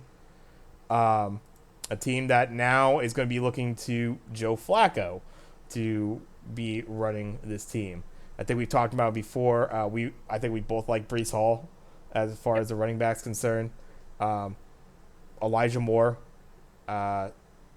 I like Corey Davis as well. Like the decent enough wide receiver pieces there. Garrett Wilson is very interesting. Obviously, rookie piece in that regard. They have our boy Uzama, so love to see that Conklin, with Conklin. So that's really nice. Like you have a little bit. You have some things there. I think in the trenches it's gonna be tough.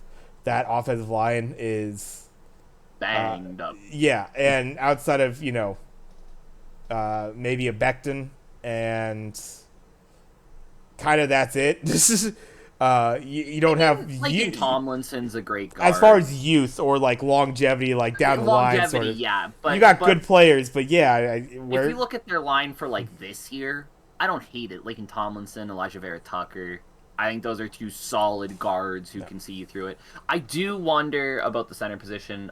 Connor McGovern is just no. a guy really there. He's not a guy who I think of as being a good like long term top center or even a current top center, but he's a guy who can play the position. But Makai Becton, obviously you mentioned on the IR, that sucks because obviously he would have helped that offensive line a lot. Um, this is but the yeah, I think the interior of their line in particular will be fine. I just, I'm with you. I don't think there's anything long term there that makes you go, yeah. I actually do. I will say, Bob Sala has only been there for what this will be his second year now, right?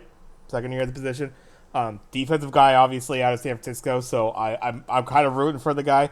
I think he's kind of built up a decent defense for this Jets team right now. I like a few of their pieces. Obviously, I don't think it's covering the board.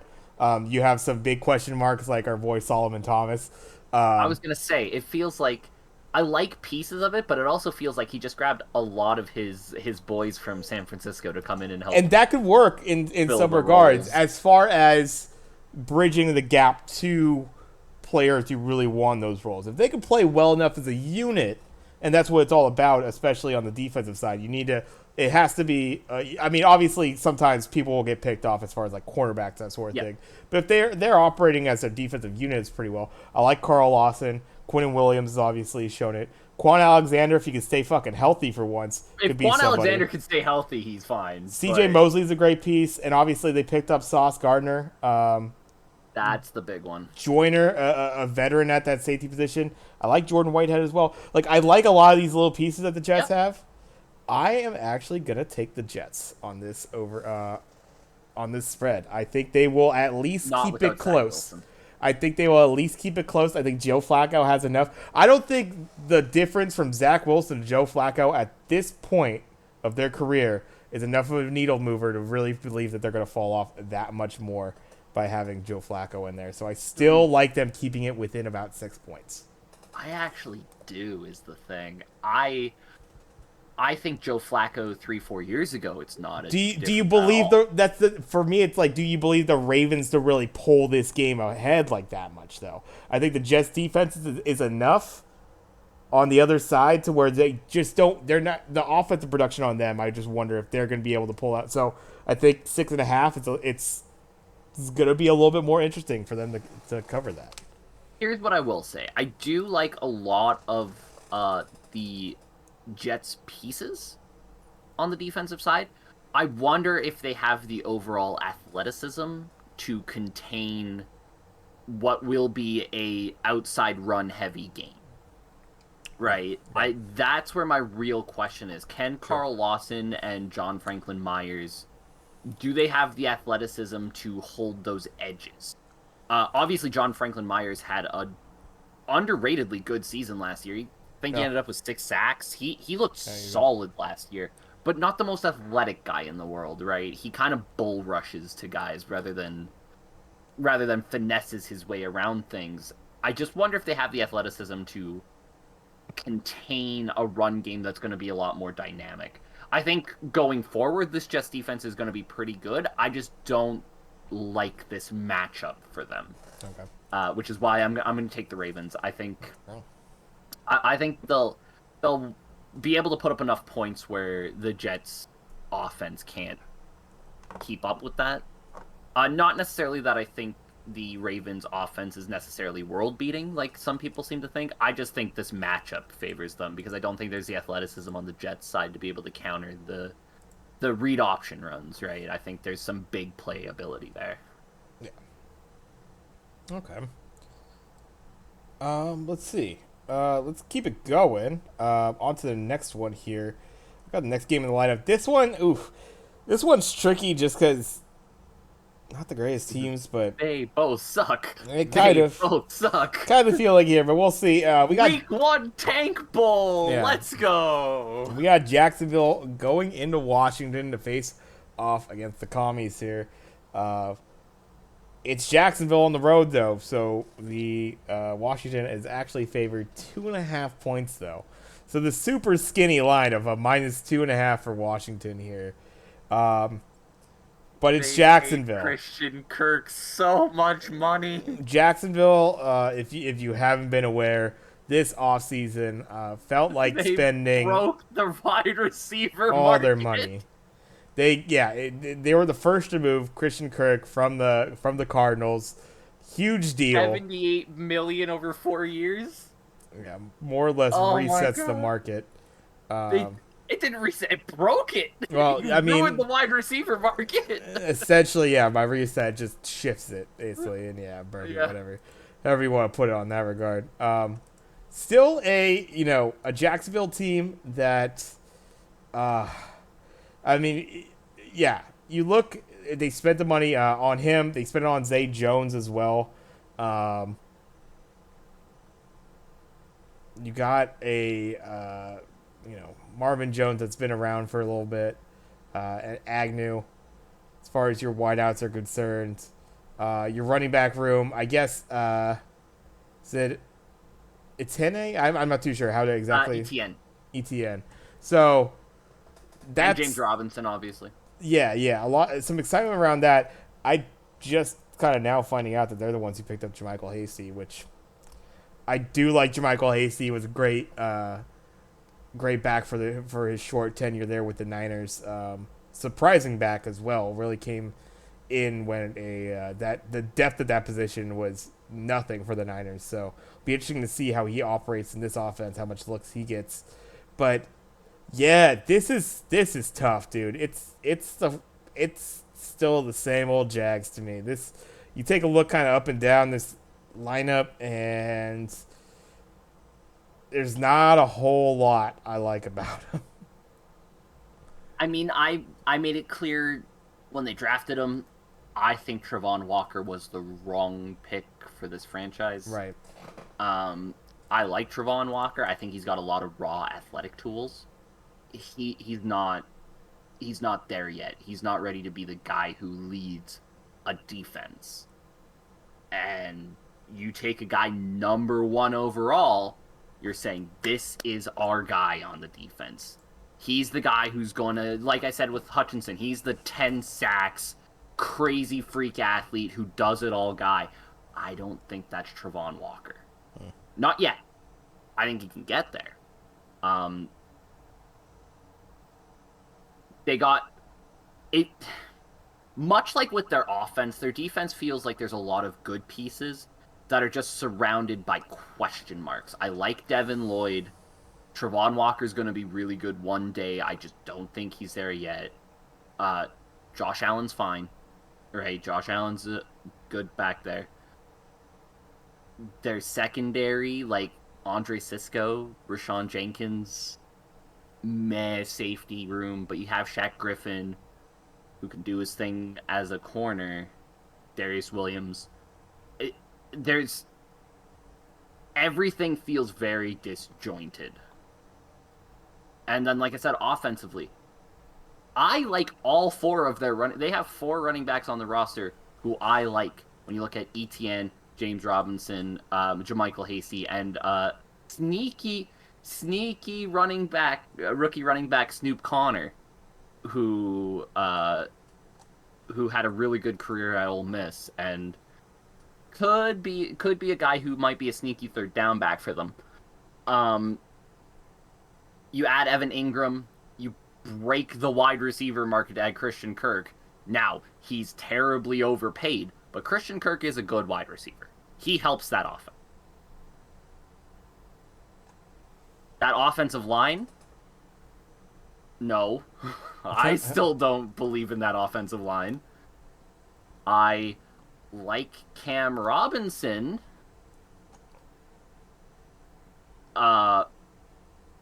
That's about it. I don't know.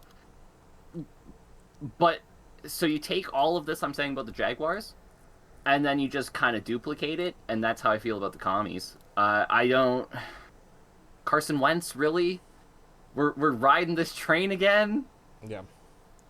I mean, kind of rough because it's like just the favor that is done for the Colts by taking Carson Wentz here. And how much of the meter are you moving versus Taylor Heineke? Which I don't think either of us loved. But like, are you really? Are you like? What's your? How many more wins are you getting on replacement? Right. I guess that's the stat, Maybe, right? maybe, I would right? I Like would be hard pressed to go over one win. How many more I wins do I think Carson is Carson's better gonna than get? Heineke. The problem with Carson is he also has the very realistic potential of just giving away games. Right. Um, Yeah, it'll I be. like Sam Howell. Yeah, I mean, They did draft Sam Howell. I really like Sam Howell. Uh, he could be a guy who maybe sneaks his way into some starts this year, especially if Carson Wentz does struggle again. They obviously have Scary Terry. They yeah, drafted Jahan Dotson. You have Curtis Samuel. yeah. They That have wide receiver weapons. room is good. They have running backs. Antonio You have Gibson. Gibson and McKissick. Yes.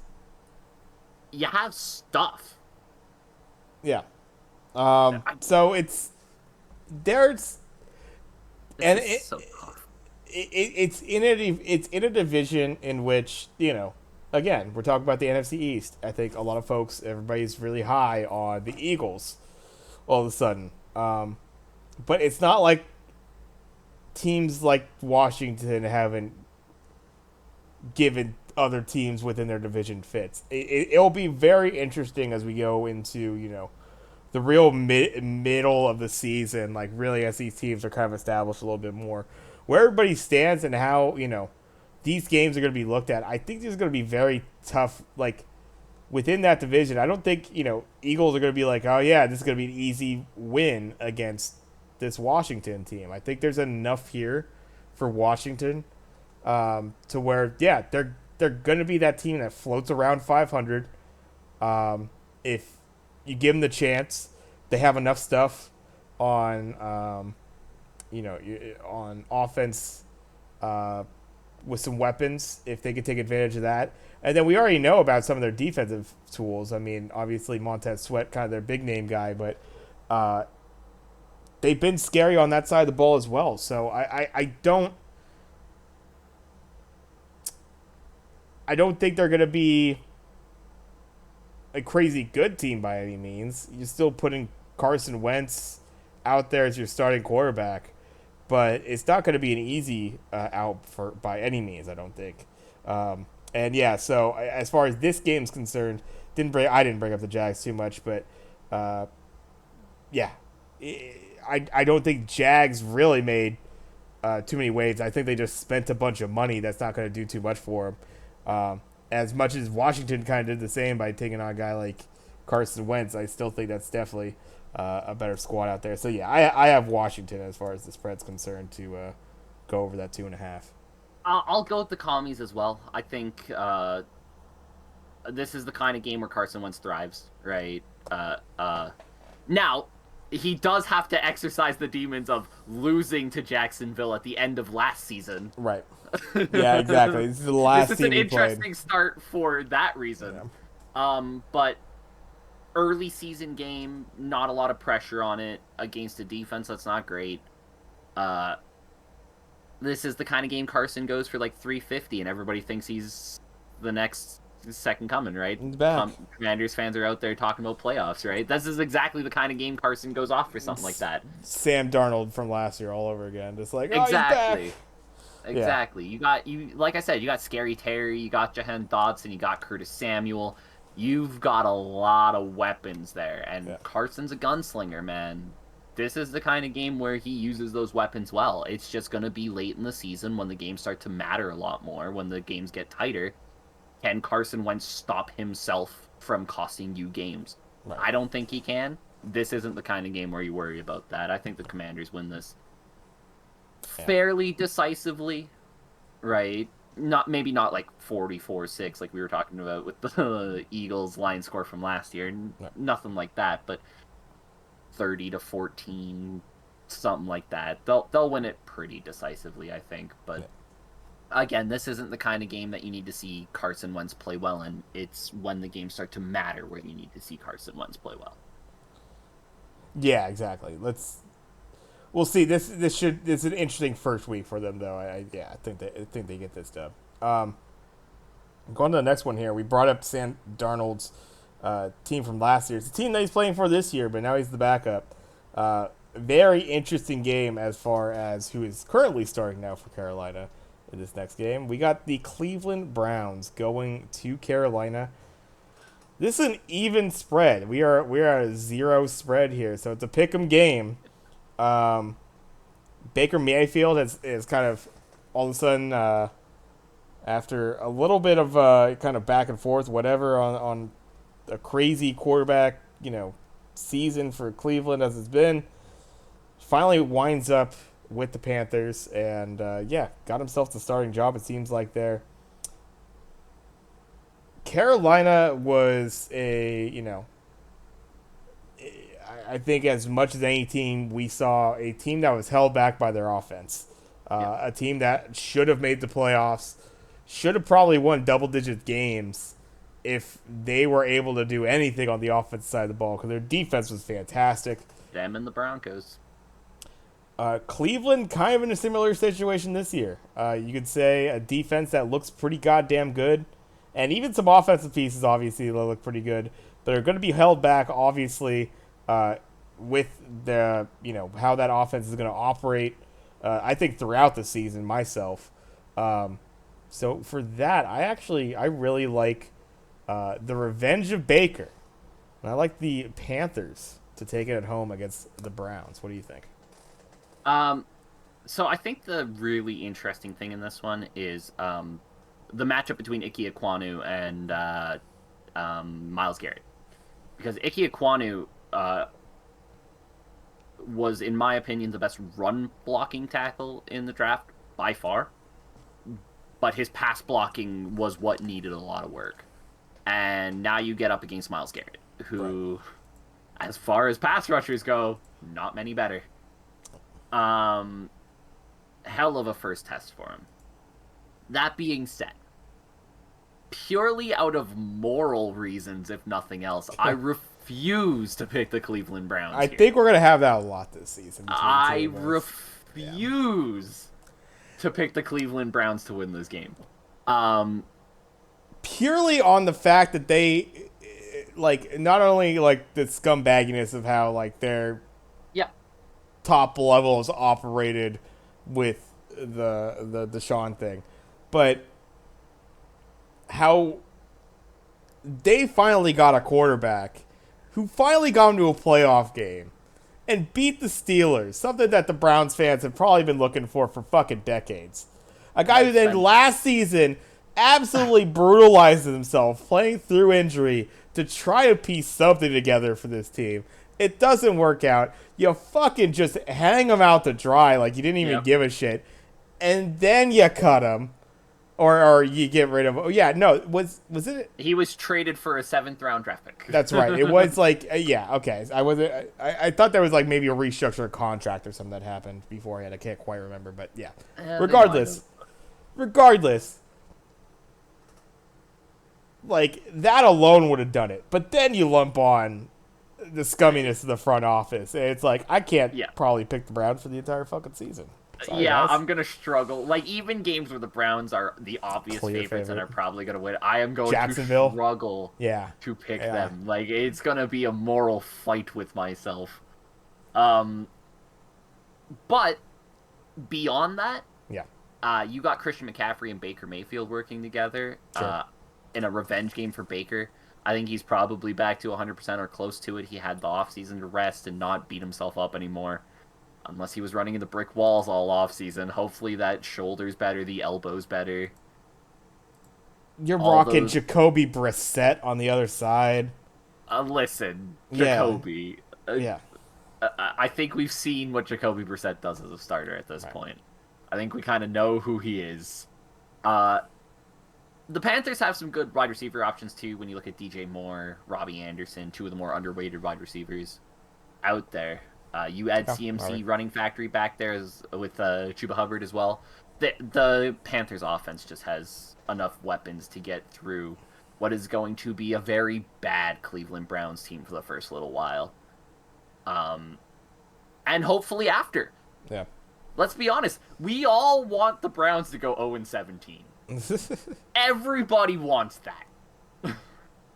Unless you're in Cleveland, that's basically it. It seems I like would that's about hazard it. to guess there's some Cleveland Browns fans out Oh, there there's who go, some, sure. fuck, can I really cheer for them? Yeah. So yeah, we both We got. were the lovable underdogs. Everybody wanted us to win. Yeah. Everybody was happy when we beat Pittsburgh. What happened? Yeah. So I think Carolina just for that. I also I think right now, uh, this is going to be a low score for sure. Yeah. I can't see this.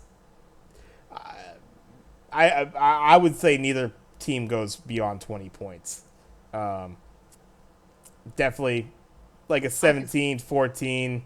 I could see the Panthers scraping together like 23, 24 points at most, but So, but yeah, should be. if Christian McCaffrey is healthy, Christian McCaffrey is scary. Right? Yeah. That is a big part of this. Yeah, it'll be interesting to see how much they really like. If he is healthy, like Yeah. how sure that leash is going to be, basically, as far as like not They giving. do up also as have many Chuba touches. Hubbard. Yeah. Right. So they don't need to run McCaffrey into the ground anymore. Yeah, I like him, and I'm actually I've always been a little bit of a Deontay Foreman fan. So yeah, we'll see with that. But yeah, we both have Carolina on that one. Let's keep it moving with this as I think we've just got past halfway on the games here. Going to the AFC South, very interesting game here in, I would say probably one of the more disappointing teams from last season, and a team that kind of made me be on the uptick a little bit from being one of the basement dwelling teams of the league. We got the Indianapolis Colts going into Houston to face off against the Texans. Texans +7 here at home as the underdog. Preseason wise, look like a better team than they have been in the past. Obviously, we're touched, you just having to reflect on preseason there, how much you're able to tell, but it seems like a team that's going to be a little bit more dedicated to doing better in the trenches. Seems like their lines on both the offense and defensive side have gotten a little bit better. Maybe scheming for it a little bit better as well.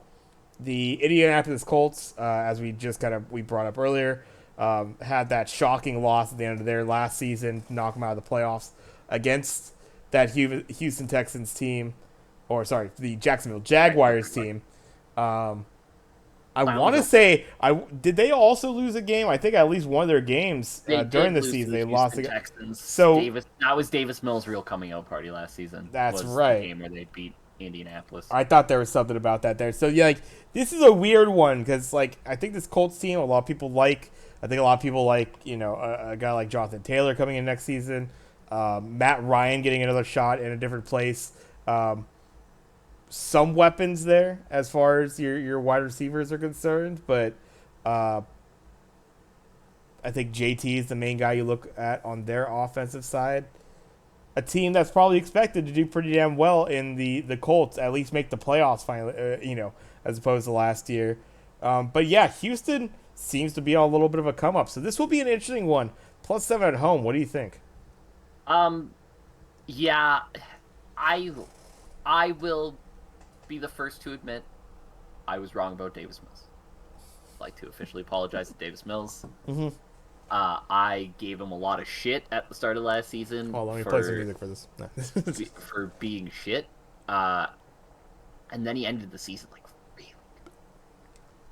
You weren't the Davis only Mills, one, though. You weren't the only one. A lot of people were like, who the fuck is this guy? Well, even at Stanford, here's the thing. I knew him from Stanford, and he was just okay. When you're just okay as the quarterback at Stanford, I don't like. Unless you're Andrew, you just followed up Andrew Luck, and it's kind of hard to do that one. right? Yeah. But yeah. Um, they love Damian Pierce. Uh, I also like Damian Pierce. Very, very good running back at Florida. I'm shocked he's become the number one guy so quickly, but they like him. Uh, Despite all of that, and despite the fact that I do think the Texans are going to be better, this is the Colts game. You're not having to deal with the whole we have a quarterback who's going to throw the ball into double coverage every time thing. Matt Ryan, say whatever you want about him, he is consistent. Yeah. He's not going to turn the ball over a ton. He's going to handle the ball well. No, he will not run. He will stay right here, and he will throw the ball. But that's okay. You have Jonathan Taylor and Naheem Hines to run for you. Right. With Michael Pittman Jr., Paris Campbell, Alec Pierce, you got Mo Alley Cox at tight end. There's a lot of stuff to like there. I'm a little on the fence because I want to like Paris Campbell. That guy just cannot stay on the field, and so like I like him, but he hasn't actually produced anything for me to actually like be too confident about that. I think if he's able to, he could be a very, very nice piece for this team.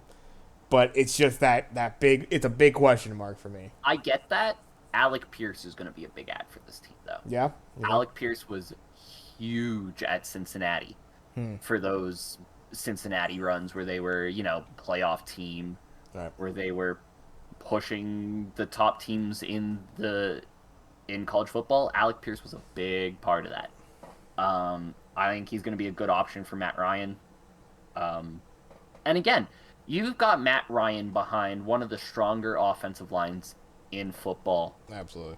He's going to have plenty of time to do his thing. And Matt Ryan, we've seen it in the past, when you give Matt Ryan time, he can pick apart defenses, right? His arm's not dead. He had some throws last season where he's still got a little bit of mustard left on that arm. It's not dead yet. But Matt Ryan was never a guy who relied on a power arm. The accuracy hasn't gone anywhere. He'll be fine.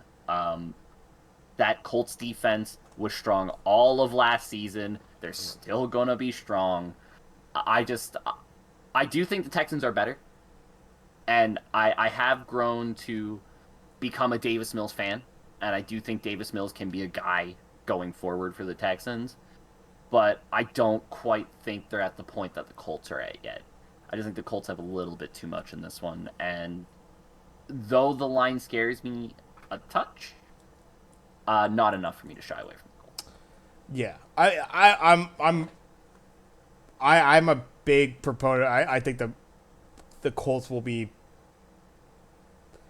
They should have that pretty damn secured. Like I think it was a pretty big misstep that they were even close to missing the playoffs and then actually did. Like the fact that they were even put in that situation for their last week. They fumbled a couple weeks in a row, I believe. I think they lost the game right before that as well. 2 of their last 3 they lost, and one of them was to the Texans, as we mentioned. Yeah, so it's like Texans, Jags, they shot themselves in the foot with that one. This Houston team is going to be very interesting, I think, going forward. I think this is going to be a better team. It's going to be more wins. They're not going to be the cellar dweller that they were. They're not a playoff team for sure, not yet, especially in this AFC. This AFC is going to be way too strong in general. If this was a week 3 or 4 game, no problem, 100% Colts all the way. 7 points, easy. Only because this is week 1. Okay. Only I see reason. Where you're going with that.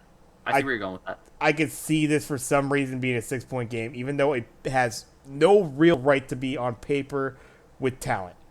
A little bit of rust. Matt Ryan trying to get some trust with those wide receivers. Exactly. Guys are. Yeah, no, I can see that. And receivers that, while I think are good in the long run and can have good seasons, that sort of thing, exactly. Just first game, new quarterback, new system. Who's my guy? I think probably a little bit of reliance on running the ball a little bit more for the Colts, and I think the Texans are better prepared on their interior line, on their defensive line, and their defensive team as a whole to deal with that. I don't think they'll get run over necessarily in that. In that regard, I think they'll keep it a little bit closer, and I think they keep it within 7 points. So I'm just barely going to take the Texans as far. I still think the Colts win this game outright. I think with the spread at 7, I like the Texans. I 100% see that argument. I 100% see where you're Week going with 4, this is a 13, 14-point win easy for the Colts, I say. But yeah. No, especially with a new quarterback in there, right? Like, you can simulate things, you can play in preseason, but there's only so many times that you can get that experience, and a lot of it's in the regular season where you got to figure out who's your guy in those situations. I absolutely can see Matt Ryan maybe having a little bit of hesitation, right? Maybe trying to find his guy, maybe going to the run a little bit too often. Jonathan Taylor is very good, though, and Nyheim Hines is also very good. Yeah. So, I see where you're going with that. I still just like Indianapolis a little bit too much for this one. I honestly think Indianapolis wins the AFC South, by the way. Yeah. I would agree. I know the Titans managed to pull it out last year, but that's literally because the Colts shot themselves in the foot. Yeah. Well, and I mean, Titans were the first. Let's actually get to them right now. Might as well, right? Yeah, might as well. Right on there, unless you want to talk about the Texans in any regard, but I think we kind of covered it. I think I mentioned what I have to say about the Texans. They'll be better. They're not quite there yet. Yeah. Let's go right to it. Tennessee Titans are going to be playing host to the New York Giants. Minus 5.5 points. I'm going to tell you right now, I got the Giants. Woo! I got the Giants. Danny Dimes. On the road, going into Tennessee against the AFC regular season champion, whatever the fuck you want, Dime. The number 1 seed out of the AFC. That's the better term for it. I like the Giants. I think Tennessee lost that much this offseason. I can't think of the last time a team that finished that well in the regular season fell off so much from the end of that regular season to the beginning of the next regular season. From how they performed and played in the playoffs to their offseason, the draft, all that shit. This Tennessee team is, I think, a huge fall off. Huge fall off. Maybe a 6-7 win team. My opinion.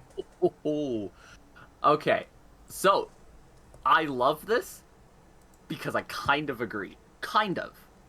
Hear me out. Yes. I think the Titans are going to start out really bad. However, yes. I think by about week 6 or so, Ryan Tannehill will no longer be the starting quarterback in the Tennessee Titans. You think the Malik switch? Willis will be. And it's fired back up. Then I think the Titans fire back up. Wow. Ryan Tannehill has been the thing holding back this Titans team for a while. Listen, Tannehill, you had some good moments, right? You had some moments with the Titans, but we saw it the second the ball was in your hands, you couldn't handle it. Derrick Henry's back. You don't want to run the tires off of him. How do you fix that? Simple. You got a quarterback in there who can run as well. Malik Willis is dynamite back there, man. Dudes can run the ball. He's got a hell of an arm. You actually have a couple of weapons back there. I don't love their wide receiver core, but Treylon Burks is good.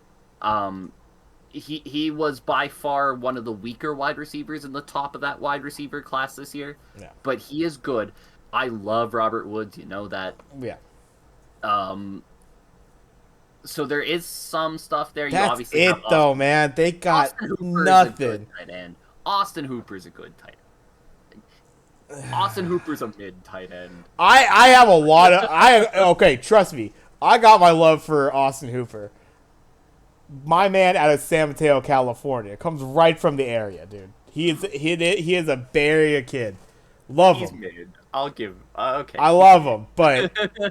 but, yeah, like... But that's the thing. Austin Hooper works great in... You put Austin Hooper in... put him in Miami. put him in. He needs another piece I with him. think he just needs a little bit more of an offense around him, and I just don't see it here. Yeah. This is troubling to me because, in our fantasy league, I have both these starting running backs for this team in this game. I have You Saquon Barkley. I do. have Derrick Henry. Oh, you do have Very Saquon and spiced on. Henry.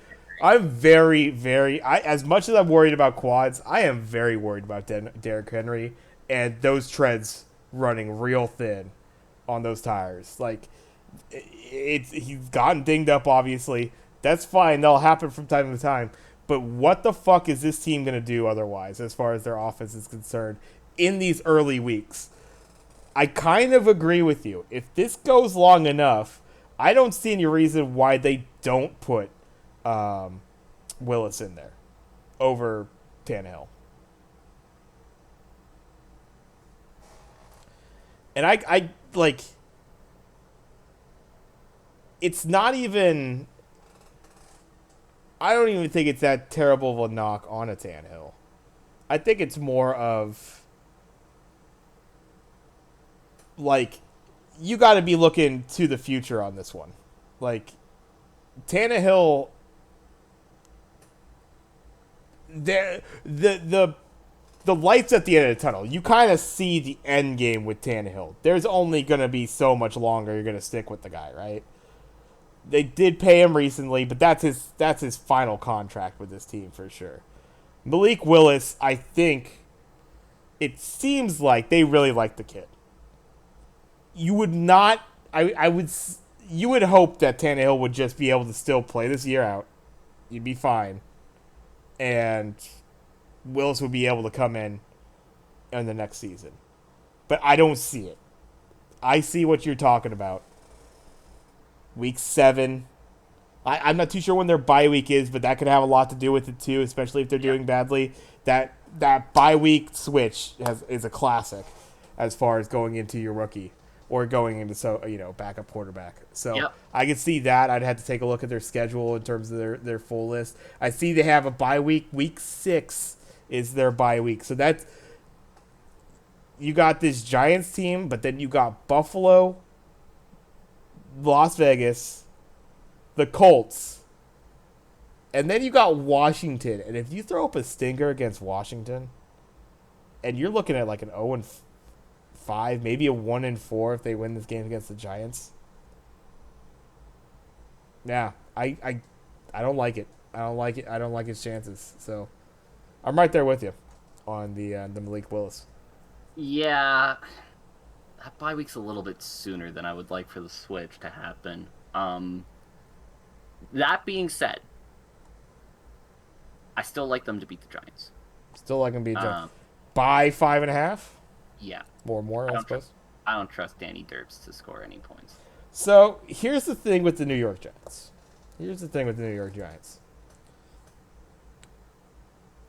Daniel Jones has a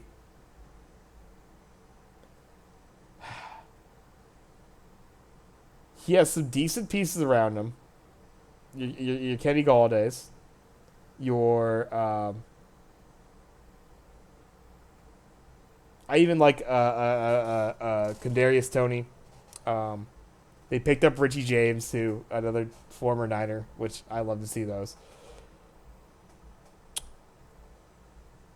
An offensive line that's starting to look a little bit better, and you just picked up Evan Neal, which I think could be an important piece for you. And I just don't like Tennessee enough. I think they've fallen off that much to where I think New York makes this a little bit more of an interesting game. I see there's absolutely potential Tennessee just still wins it by 3 or 4. But I don't know. I'd like for this to be a really crappy looking game for the Titans. That's kind of it won't be as much of an impressive game for the Giants as much as it looks like a really bad game for the Titans. That would be my feelings on it. But 5.5 is not a huge spread. I mean, you're talking a couple field goals there. That could easily be the case. You have a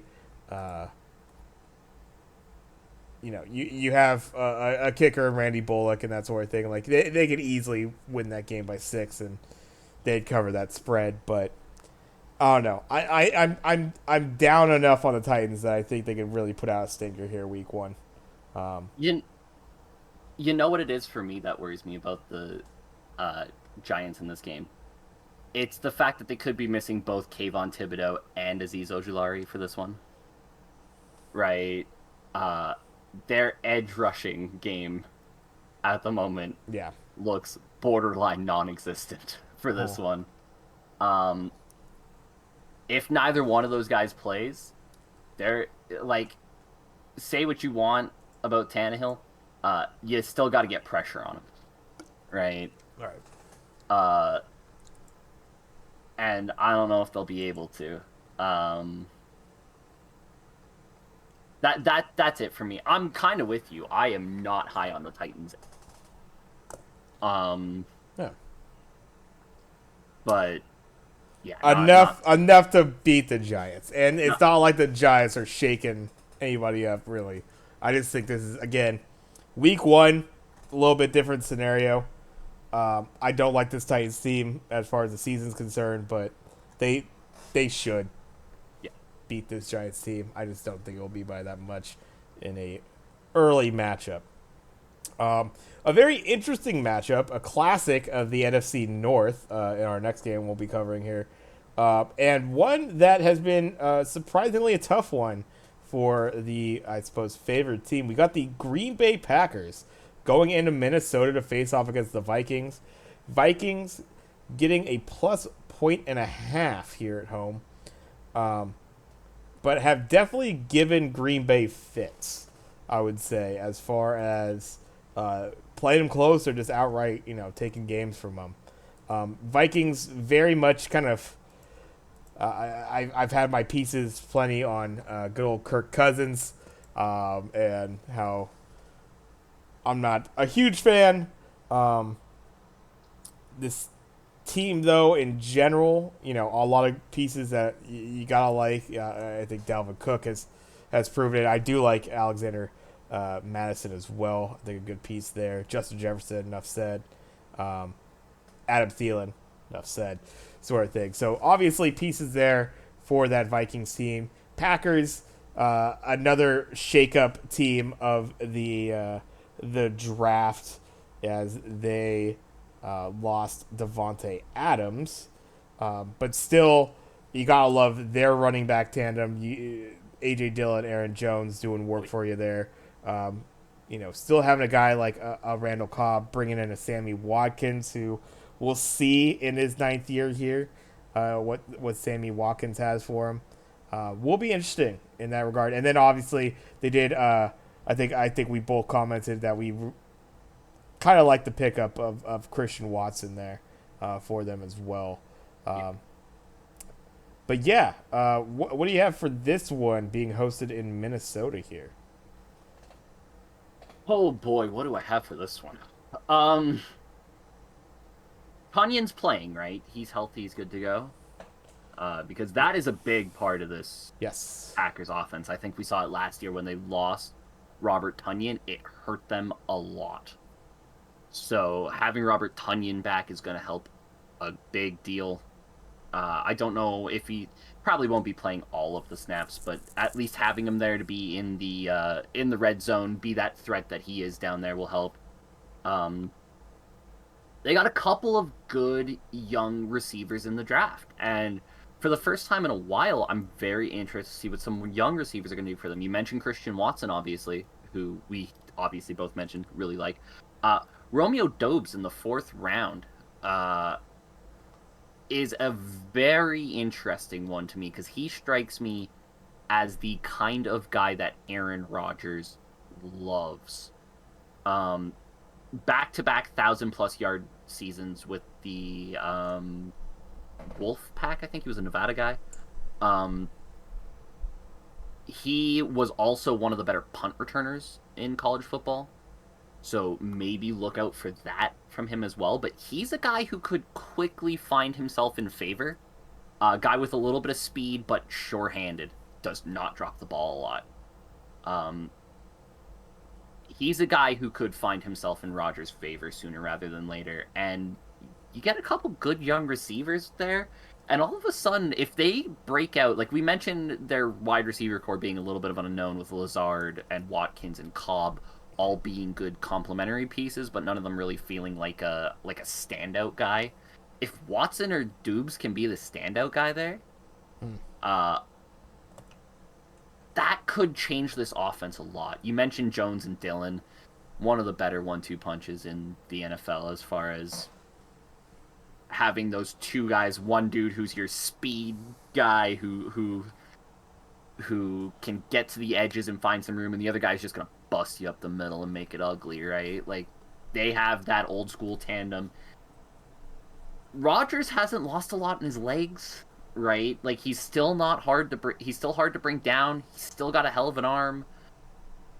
Their defense isn't bad by any means. Jair Alexander, Rashawn Gary, Quay Walker, there's some good pieces there. I don't know why This I is look such at a it close like line. No, but I still think I like the Vikings. oh, I went back and forth on this, to be honest. As close as this line was, Minnesota on the road, they do play the Packers very well typically. Green Bay, as much as I would like them really not to win this game, I think like love Jones and Dillon in the backfield there. Tunyon, I believe that he's questionable listed. But Bakhtiari might be back for them at the tackle position. Be a decent upgrade if he's able to get his step back. The thing is, he came back for a single game, I believe, last season. Was immediately back injured. Didn't have the step. I won't write him off quite yet. So I put him as someone who they'll be able to rely on going forward. And I was flipping back and forth between the Packers and Minnesota for this one. Because it is such a close line. It's just about a pick-em game. I like the young pieces, and yeah, with like a Tunyon, I think I like Green Bay just enough at beating them by more than 1.5 points. But it's damn close, and I think Minnesota will make this a really interesting game. I wouldn't be terribly surprised if they won this one.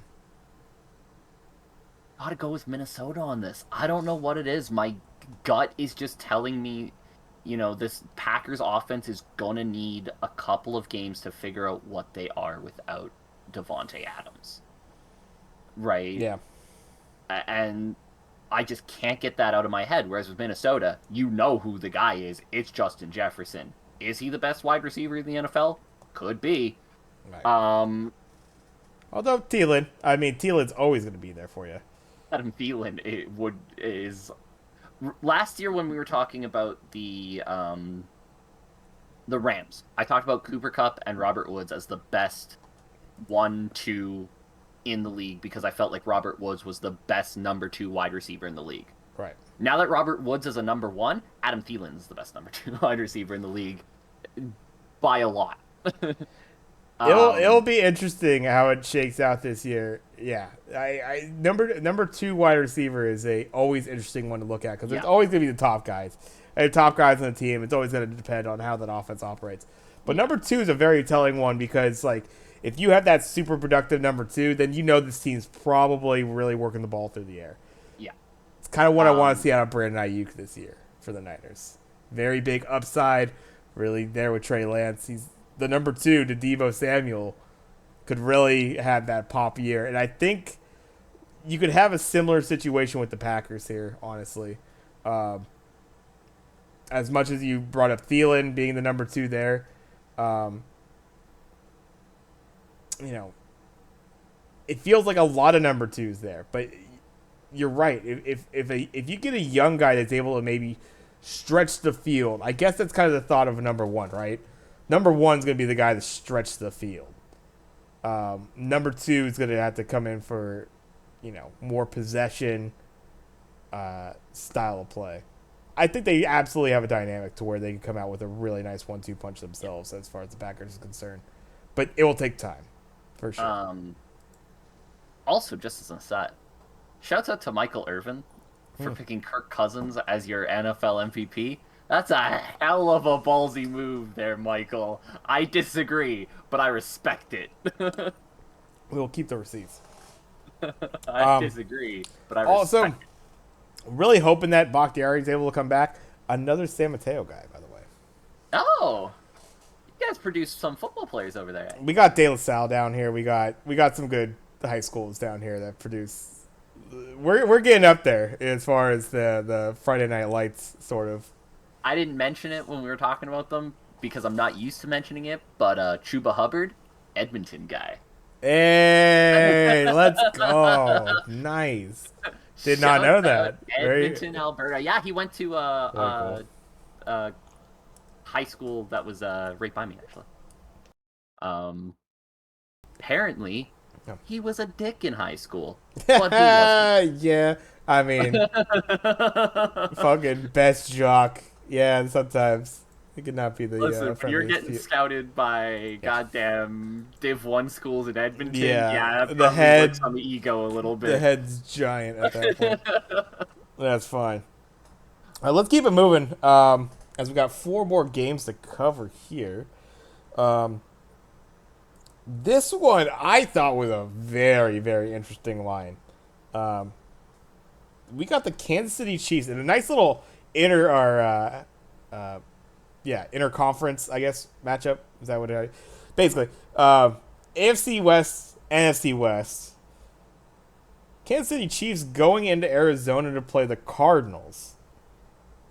Cardinals plus 6.5 at home on this one. Yes, they are. Really quite a surprising line considering I don't think people would say the Cardinals are a bad team by any means, but I guess the Chiefs being rated, at least by the books, that much better. What do you think? I agree with the books. Oh. Vegas got it right for once. I so here's the thing. Obviously, the big thing with the Cardinals is going to be you added Hollywood Brown. Right. That is going to help out a lot. However, Lost Christian Kirk. Come on. lost Christian Kirk, the best receiver in football, clearly. Did you not see how much they paid for him? You're missing D Hop through Right. suspension. Sure. Rondale Moore will not be playing. Hmm. So beyond Hollywood Brown, it looks like your wide receiving core is AJ Green, very good. Yeah. Andy Isabella and Greg Dortch. Right. Yikes. Also, Yeah. Zach Ertz might not be playing, so your starting tight end might be Trey Yeah. McBride. Yeah. Seeing that one's that's the harmful one. If Ertz can't go, yeah, you're gonna have some fall off there for sure. Hey, yo, Trey McBride. Shout out Colorado State, I think. Might have been Colorado. He was one of those Yes. two. He was a decently touted tight end coming into the draft. I'm not gonna lie to you. I know very little about him. Hmm. Didn't watch many games out of the Colorado college teams. Um, it's interesting to me. Obviously, James Conner is gonna have to shoulder a lot of it if that is the case. If they are missing that many guys, and man, their secondary looks like dog shit. Like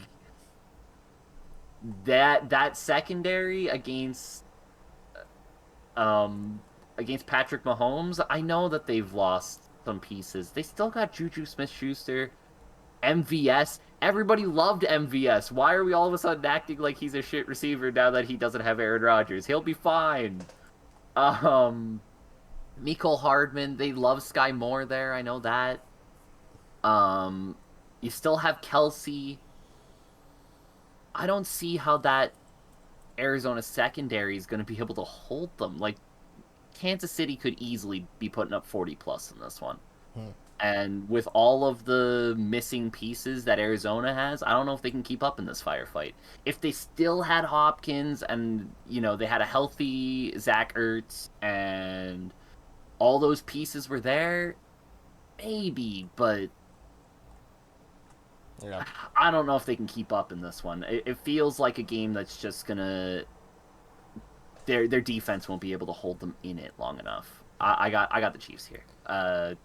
I'm not buying into the Tyreek Hill made Patrick Mahomes theory that seems to be sneaking around to some people. I think he's going to be fine. So this is going to be an interesting one. I think this is another one that falls under the specialty set of games that this game plays out very much differently if it was middle of the season. I think this is another week one shenanigans game. I don't think Really? that I don't think this plays out fully like on paper, and not that I don't think that the KC offense can put up points. I think they will put up points. I just think, honestly, I think the Cardinals will also put up a lot of points. I see this going way over as far as I don't even know what the over under Over line. under, take the over. I'm taking the I don't over even care what it absolutely. is, take the over. And I think and granted, when you're thinking a lot of points out there, that sort of thing, 6.5 isn't the craziest bar to clear, obviously compared to a low scoring game. Yeah. It's hard. It's just such a large number that it's just a little bit easier for me to take a game where I think the Chiefs win, for sure.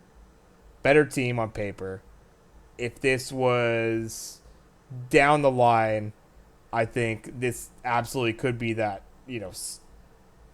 big blowout that you're talking about. I think that, week one, just the feeling out process, probably a conservative game plan perhaps for the first half, or just some silly little mistakes made, basically. I think that Arizona is able to keep this within 6.5 points. So I got the Cardinals for this one. Hold on. Breaking news. Breaking news. Is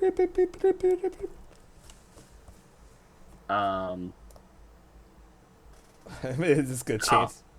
No, it's not huge. Not for this one. Big extension by the Titans given out to Amani Hooker. 3 years, looks like about 37 million. Okay. Half guaranteed. But it just popped up on ESPN, and I was like, "What's going on?" So good for Amani Hooker. If the Cardinals had Rondale Moore, had Nuke Hopkins, if I wasn't wondering about Zach Ertz's health, I would be very tempted to agree with you. Yeah, and that's actually another thing is, as much as I see that questionable, I'm expecting Zach Ertz to play and be just fine. But that's obviously asking a little bit more. But I don't know.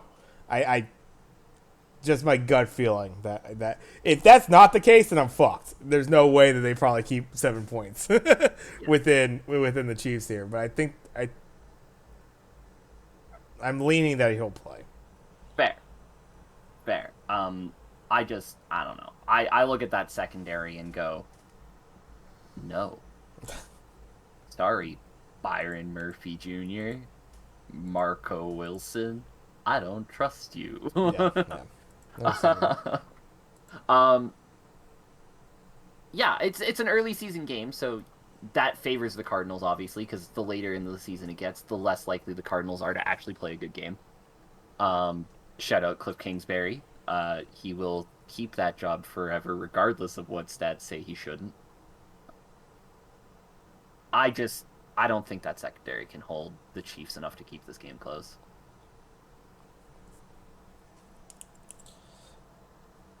Yeah.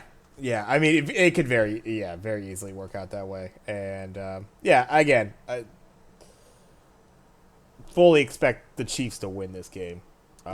But yeah, no, I hear what you're saying. That line, Week one I hate that line. 41 game, yeah, I can see. I hate that line, honestly. 6.5 points. I'm like, what are you doing here? Like, I could see what you're saying. Either bone up and make it a full blowout. Give me that 10-point spread, or you try to skirt the line on this touchdown. If the spread was a little bit bigger, it's such an asshole spread. It's like I'm like they could easily you. just win this by a touchdown, and it fucks my guess up. Like it's still kind of a close game with the possession. 6.5 points. It's definitely a hurtful spread. I'll tell you what, I hate the spread of the next Next game. one, I have to agree with you. A little bit back and forth on this one. Let's go right into it. An AFC West classic. This one was for all the marbles. Went to OT, and the Chargers made some of the worst time management decisions that you might have ever seen when the playoffs were All you had to do was not call the timeout. not slightly on the line, completely on the line. And I don't care what you say, but you self-sabotage yourself. It happens. Happens in Madden. Happens apparently in the NFL as well. The Las Vegas Raiders going in to LA, back to SoFi that we just watched that Thursday night game out of, to play the Chargers. Chargers getting -3.5 at home. Back and forth I was on this one, for sure. Just gonna throw it out there right now to confirm to you who I'm picking for this. Chargers are my team to go to the Super Bowl out of the AFC. Oh, I see. I am taking the Chargers. The Chargers. So I am taking the Chargers as well. But I hate this line because this could easily be It's a nasty line. 30-27. And I don't. I have the Chargers as my AFC Championship contender team. Not Super Bowl team. Do not have. The Chargers got to do it for me before I believe in them. I get you. I get you. They absolutely 100%, as much as the Colts did as well.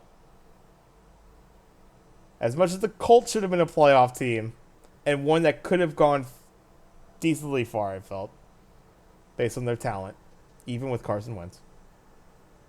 The Chargers were that much more of a team that should have absolutely not only made the playoffs, but made a big run in it. A really good looking team on paper last year, and one that played. They played down to competition too many times, and to give up that game as they did to the Raiders was surprising. I do like the Raiders though, but this division only got incredibly tougher. Yeah, I don't think the Raiders did enough to. The Raiders did good amount, but exactly, it's like obviously the Broncos, the Wilson. We'll see that dynamic, and now that the Broncos actually have a quarterback, can that defense play to the level that they had been? If that works, that's a very, very scary team that would rise up, not necessarily out of nowhere, but it would be a big jump. If that offense gets together and they perform, that's a very, very scary team out of the AFC West, potentially. But there's nothing but scary teams in that fucking AFC West, except for the Raiders. They're the only ones that are just that notch below, I think, a very potentially scary team. That's kind of how I feel about it. That we are talking about a team that added Devontae Adams, right, Chandler Jones, and Rock Ya-Sin, and looking at them and going, they didn't quite do enough. They didn't quite do enough. You needed a little bit more. But that's the crazy. I don't think we've never seen an offseason quite like this one, as far as power shifts and the amount of marquee players, especially on the offensive side of the ball, and obviously Chandler Jones being an incredibly dynamic piece on the defensive side of the ball. I don't think we've seen a shift like this quite happen in the league for a bit of time. You put this Raiders team in any other division in the AFC, they are so easily a playoff team, and in 2 of the 3 of them, I think they win it. Yeah. I don't think they're better than the Bills, right? No. I don't think they would win the North, but they would be the second best team in the North. And they would win the other 2 divisions. They would definitely win the South, I think. No, you mean they would lose the East, they would win the North and the South. Yeah. They would win. They'd win the North and the South. They'd lose the East to the Bills, but still finish second. They lose the coast. They take the middle of the coast. Yeah, they're gonna finish dead last in the West. But see, the thing is, them finishing dead last in the West. I mean, for me, I think they finished last, and they're still like a 9-8 team. Yeah, that's exactly what I think as well. And I think if you take up. them out of this division, playing this division, they'd be like a 12-win team. You put them where they're playing regular games against the North and the South, this is a 12-win team. Gotta play the West. Sorry, you got the Broncos twice, the Chargers twice, and the Chiefs twice. But this get your 9 and 8. this is all on Denver playing above what they've been for quite a few seasons in a row, I'd say. I disagree. I think it's Denver playing exactly what they've been the last few years in a row, and just not having complete garbage quarterback play, which they shouldn't have. It's relying on Russell Wilson to come in and immediately be the Russell Wilson of not last year or the year before, but like of a couple of years ago. Not saying that he fell off. Not saying that he fell off. He was put in a very bad situation in that Seahawks team. He was running for his life because he had no offensive line in those Seahawks teams. So it's we got to see that same reliability from him, which I absolutely believe he could do if he's given the team around him, which I think Denver has, but we haven't seen him actually play the games yet, right? I think that Broncos defense was so good last year. They were good. You don't need Russell Wilson to be prime Russell Wilson. You just didn't need Teddy Bridgewater. You need him to be not Andrew what Luck. Davis Mills was for the Texans. Are you good? Do you not make too many mistakes? We win 12 games.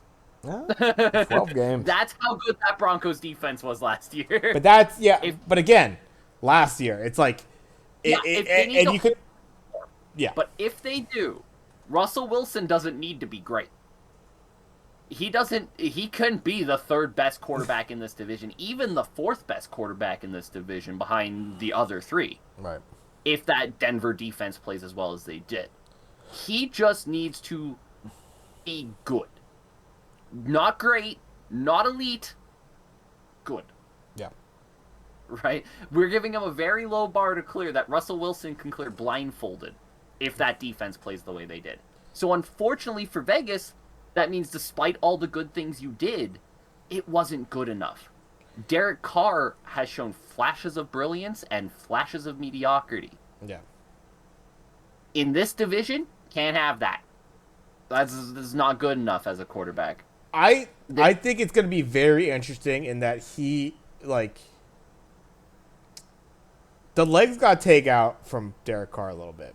He had a very, very nice, dynamic 1-2 wide receiver core, and Henry Ruggs fucked it all up by making terrible life decisions. That is undoubtedly true. Josh Jacobs kind of did a little bit of the same thing, and then I don't know exactly how that all shook out, but they seem to not really like him, at least not to carry around his fifth-year contract. We'll see how that shakes out. So it's a little bit different of an offense as they're going to be moving forward here, but Davante Adams is a piece unlike anything he's had as far as at the wide receiver position. I agree with that. And he's got rapport with them. Which is another big thing. Huge. There's the week one thing that we've been talking about with certain teams where they got to figure out who their guys are, who we like. It's not going to be the case here. Derek Carr and Davante Adams know each other very well. Yeah. Even after leaving college, they were still close friends off the field. They were always close. That didn't change. That dynamic is still there. It's what I looked at and was hoping would happen, and it ended up happening as far as Burrow and Jamar, right? Yeah. Like, Jamar Chase, Burrow, people were worried about it. There was a couple drops, whatever, preseason. Those motherfuckers work together. So I would hope that's a huge thing.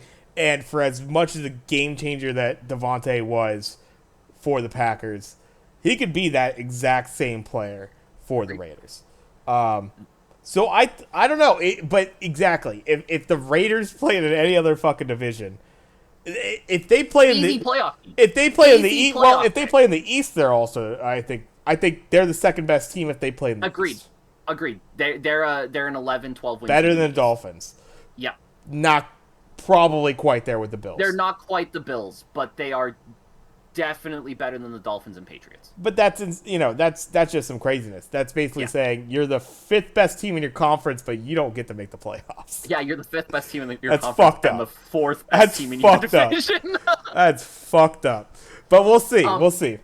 That being said, despite all that good, I love what the Chargers did with their defense this offseason. And I think that's Yeah, where the that's difference right. in this That's game right. is. That Chargers, adding Sebastian Joseph Day, adding Kyle Van Noy, Yep. adding Khalil Mack, adding JC Jackson, like, that defense is now scary good, right? We mentioned it last year with Kyle Van Noy. Is he the same disruptor he was early in his career? No, but he proved himself to be a leader of a defense, a guy who can stay in the middle Yeah. and be a guy who shuts shit down through the middle. Yeah. Khalil Mack, we know who he is. You already had Joey Bosa. You add Sebastian Joseph Day in there, who is going to really shore up the edge rushing position there. You already had Jerry Tillery.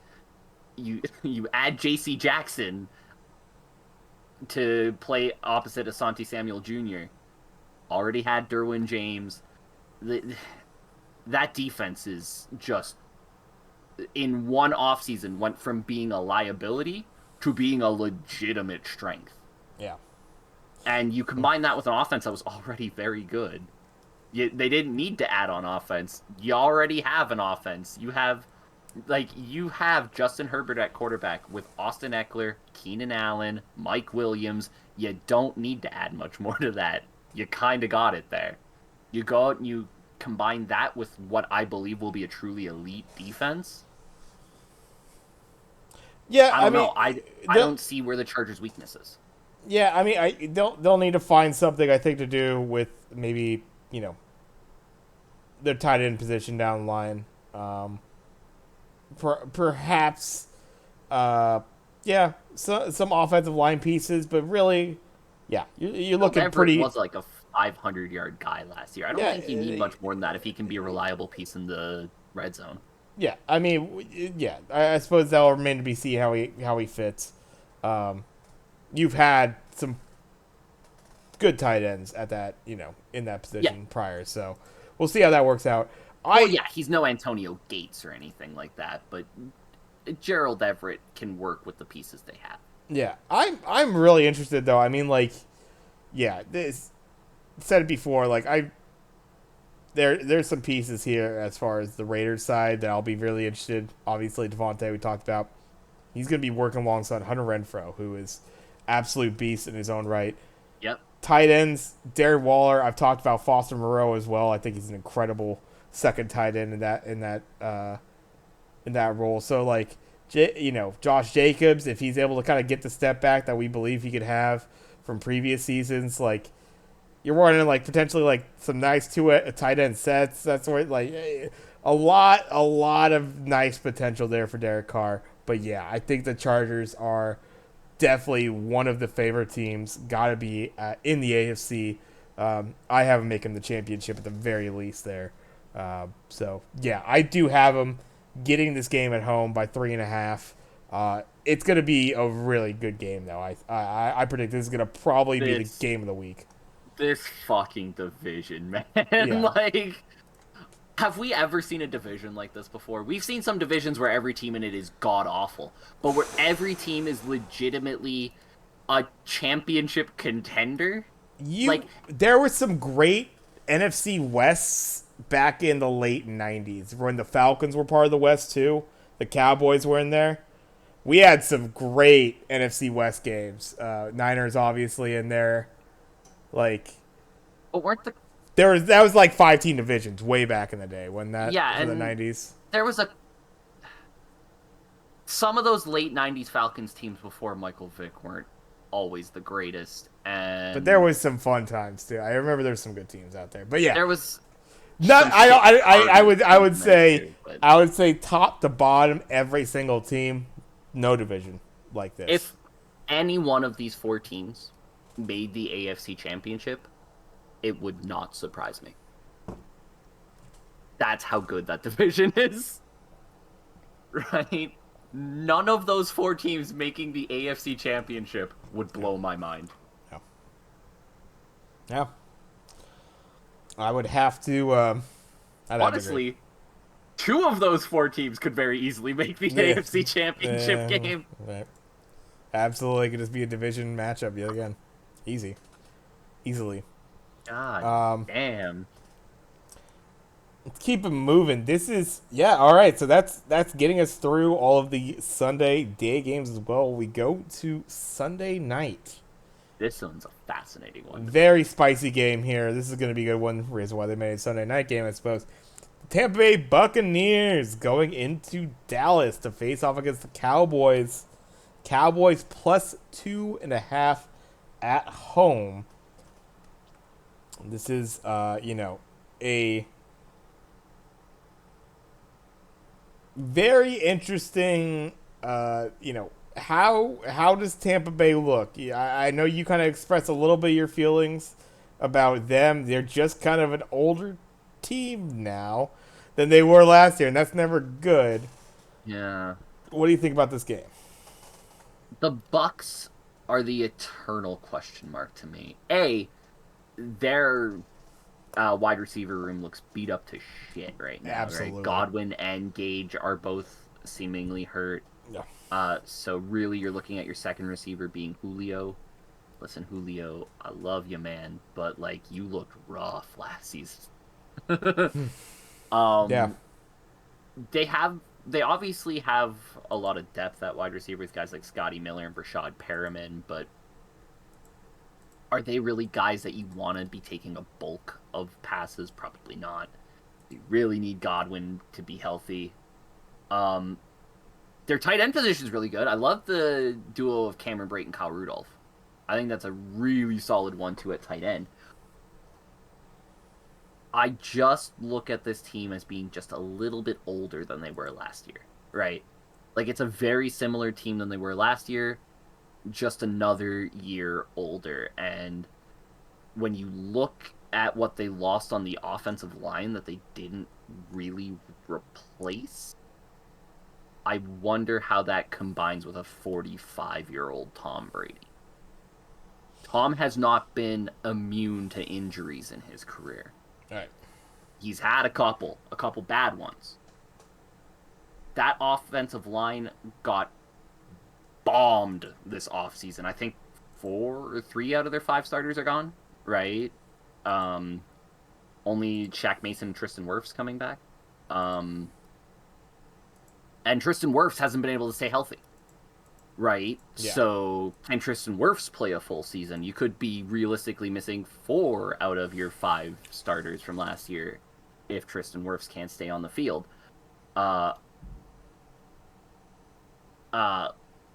They're putting a lot of pressure on Luke Godke and Robert Hainsey, who are both very young, unproven guys at their position in the interior of that line. Donovan Smith, at 29, has never really been a great tackle anyways. The left side of that offensive line looks rough. And you're bringing back Leonard Fournette. That's great. He's been awesome for you. What can he do with a line that's less than great, right? I look at this Buccaneers team right now and I see a lot of guys who need to do something well beyond what they've done before in order for this Tampa Bay Buccaneers team to really push for that long playoff run that some people expect of them. Their defense is good. I wouldn't go any further than that.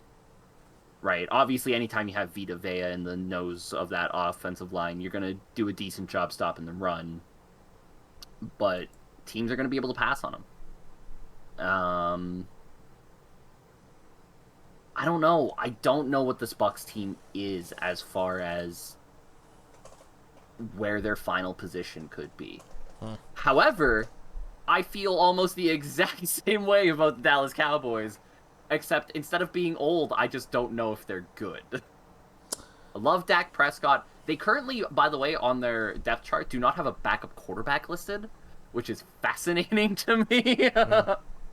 Their depth chart at quarterback is currently Dak Prescott, and we will pray if anything happens. I guess so, yeah.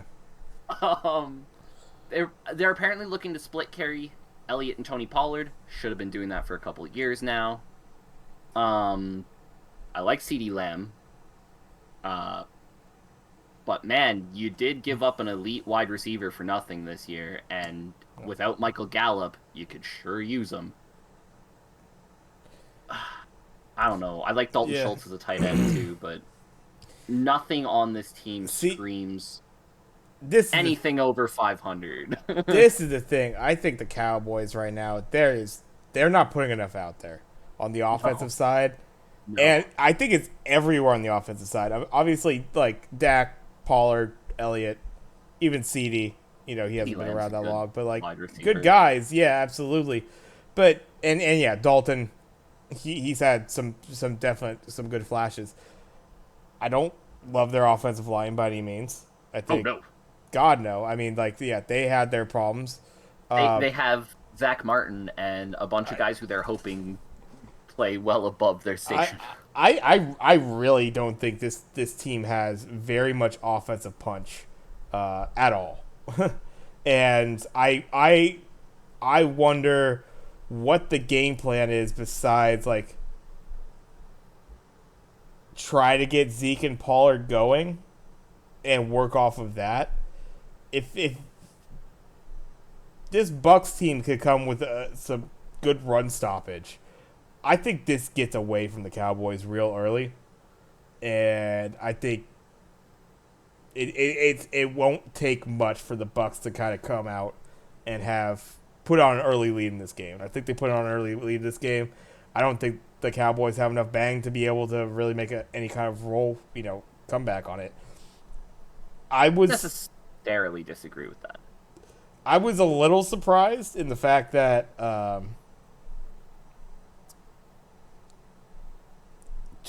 plus 2.5 at home. I guess at first you kind of surprised me, but then as I've been thinking about it, I think it's a pretty appropriate line here. I like Tampa Bay myself on the road. I think they win this game outright for sure, and I think there's another one of the uh, with the age factor that you kind of have brought up.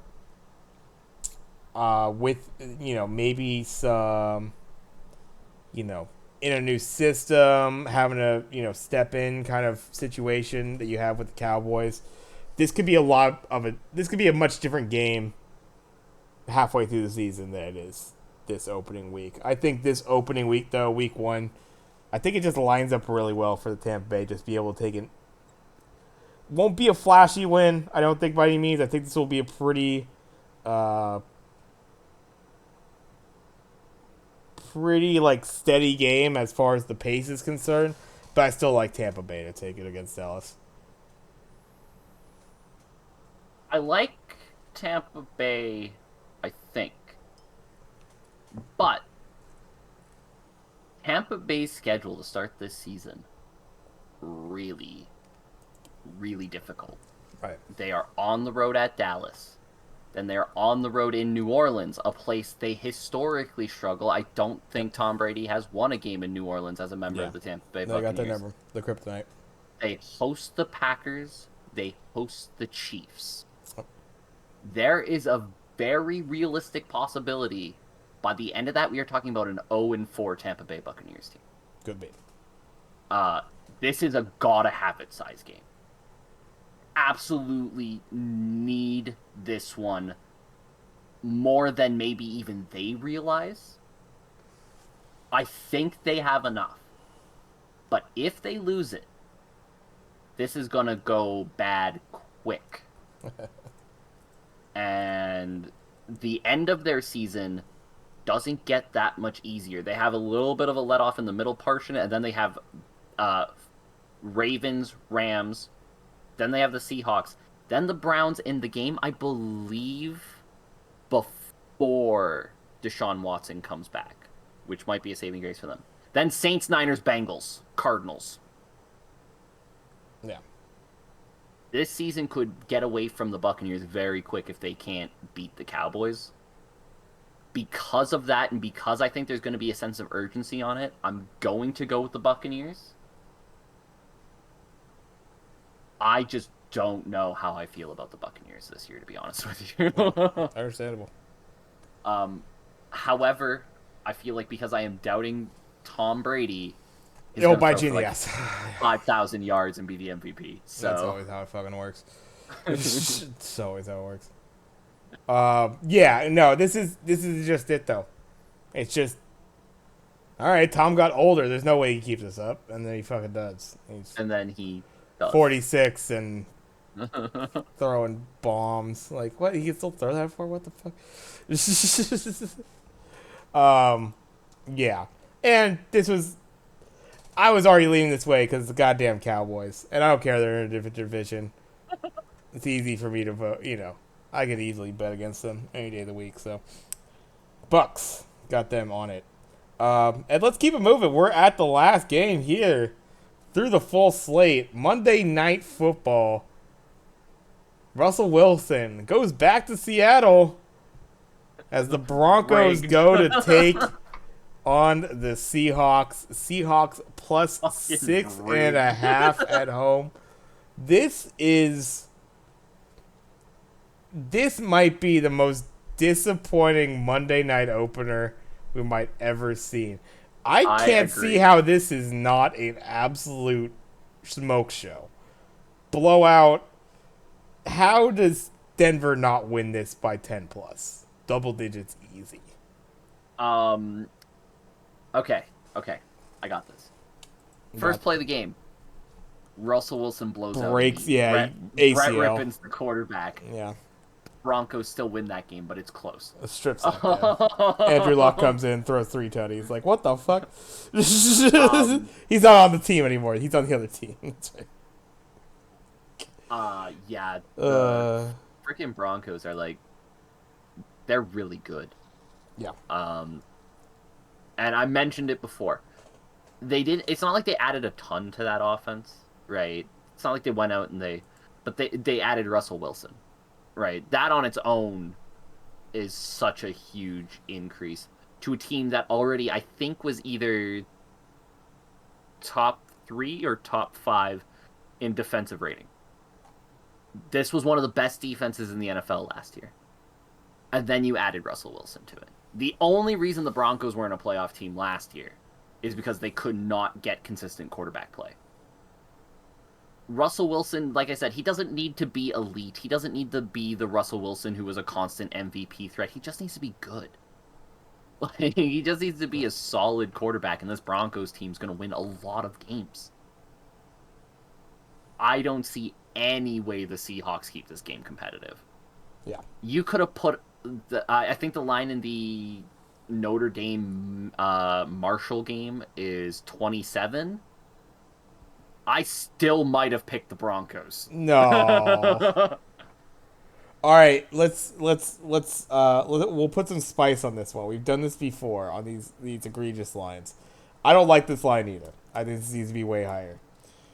I won't hold you to 20 something. 14-point line. Let's create a new line here.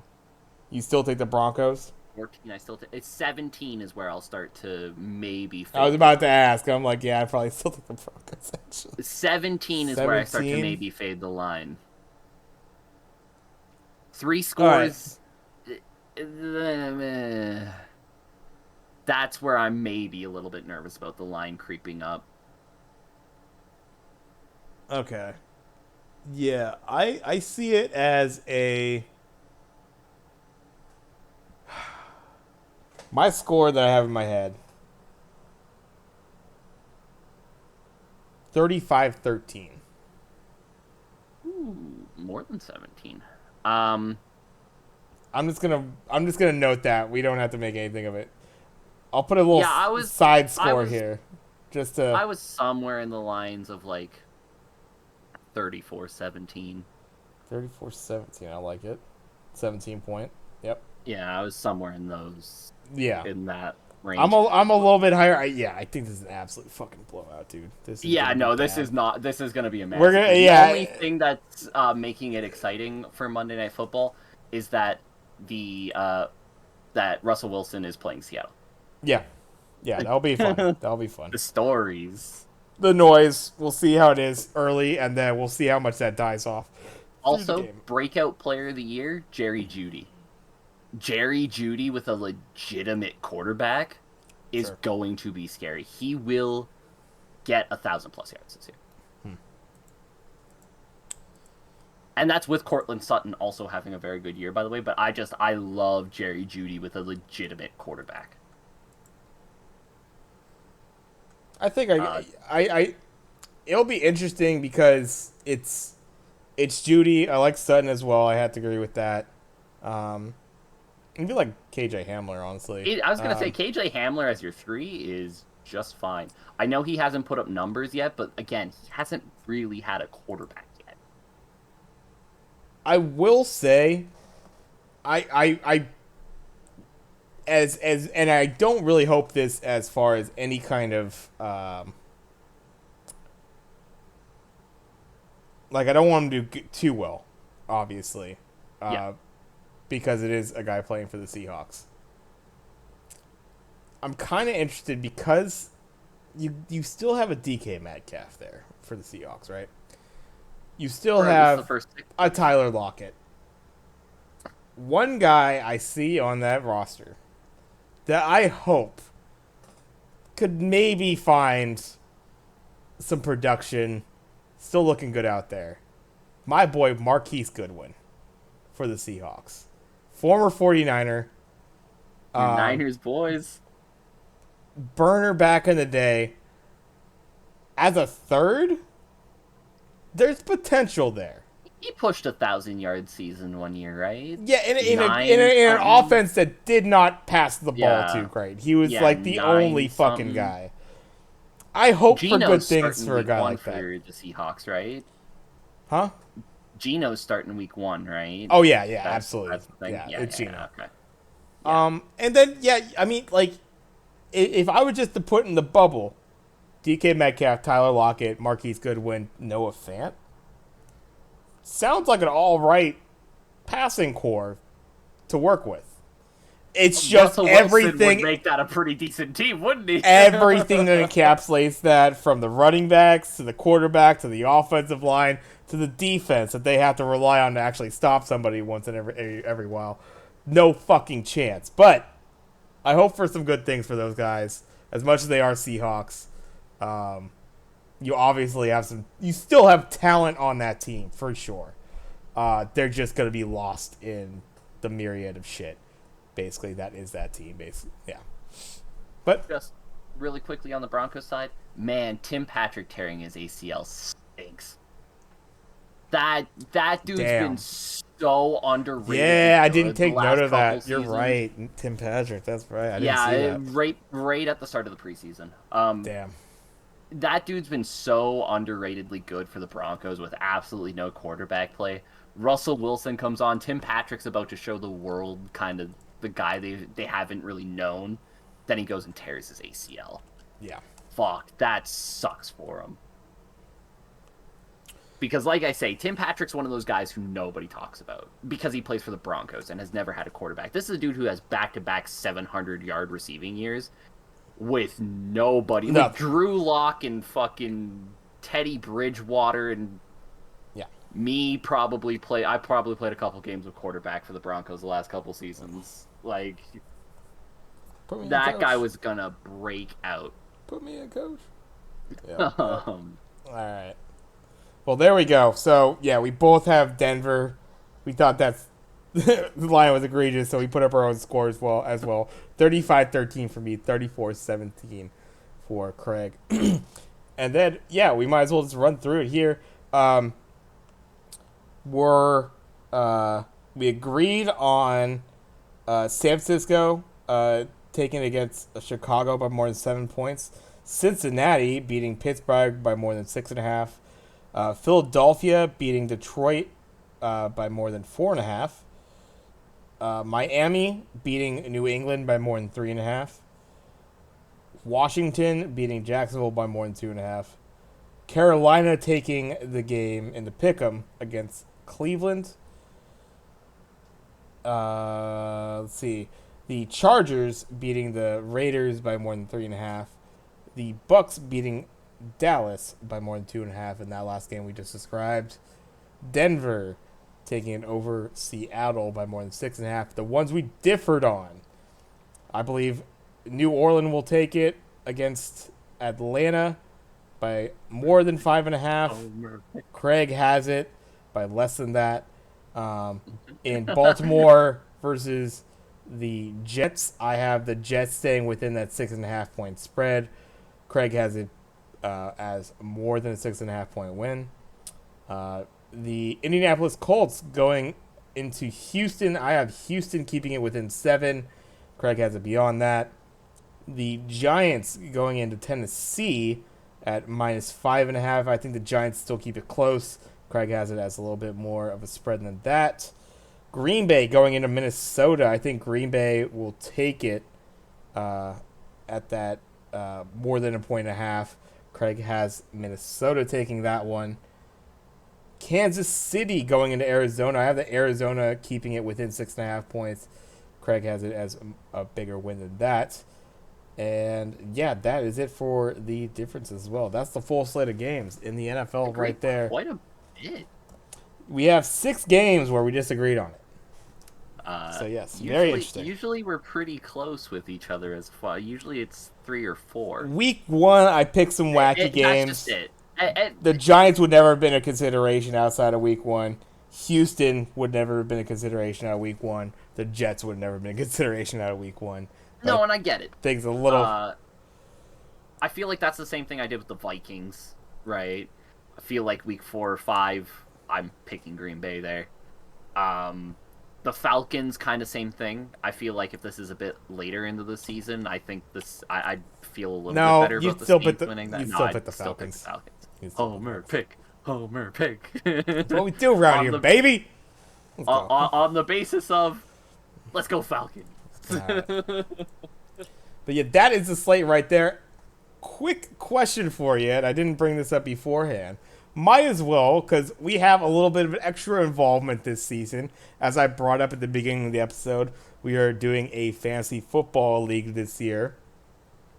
So we have some interesting dynamics as far as how we're watching teams. We didn't bring any of that up during the games here.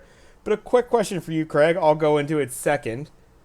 Taking a look at your team, and we don't have to go into all the specifics of your team as far as it's built out. We won't go through all the rosters and everything. But could you give me one player that you're worried about on your team and one breakout player you expect from your lineup as far as you drafted it? So, when I needed a second running back, I felt my options were a little bit limited. Because of that, I took Josh Jacobs, despite all the talk around him and the fifth-year option not being accepted and all that. Right. He is the one that I am worried the most about. Mm-hmm. Breakout player, I have him stashed on my bench for now. But I think when that quarterback change comes, Robert Woods is going to do some stuff for Tennessee. I have him stashed on my bench purely because I think once Tennessee realizes that Ryan Tannehill can't do it, they're going to make that quarterback switch to Malik Willis, and at that point, Robert Woods' season opens up for him.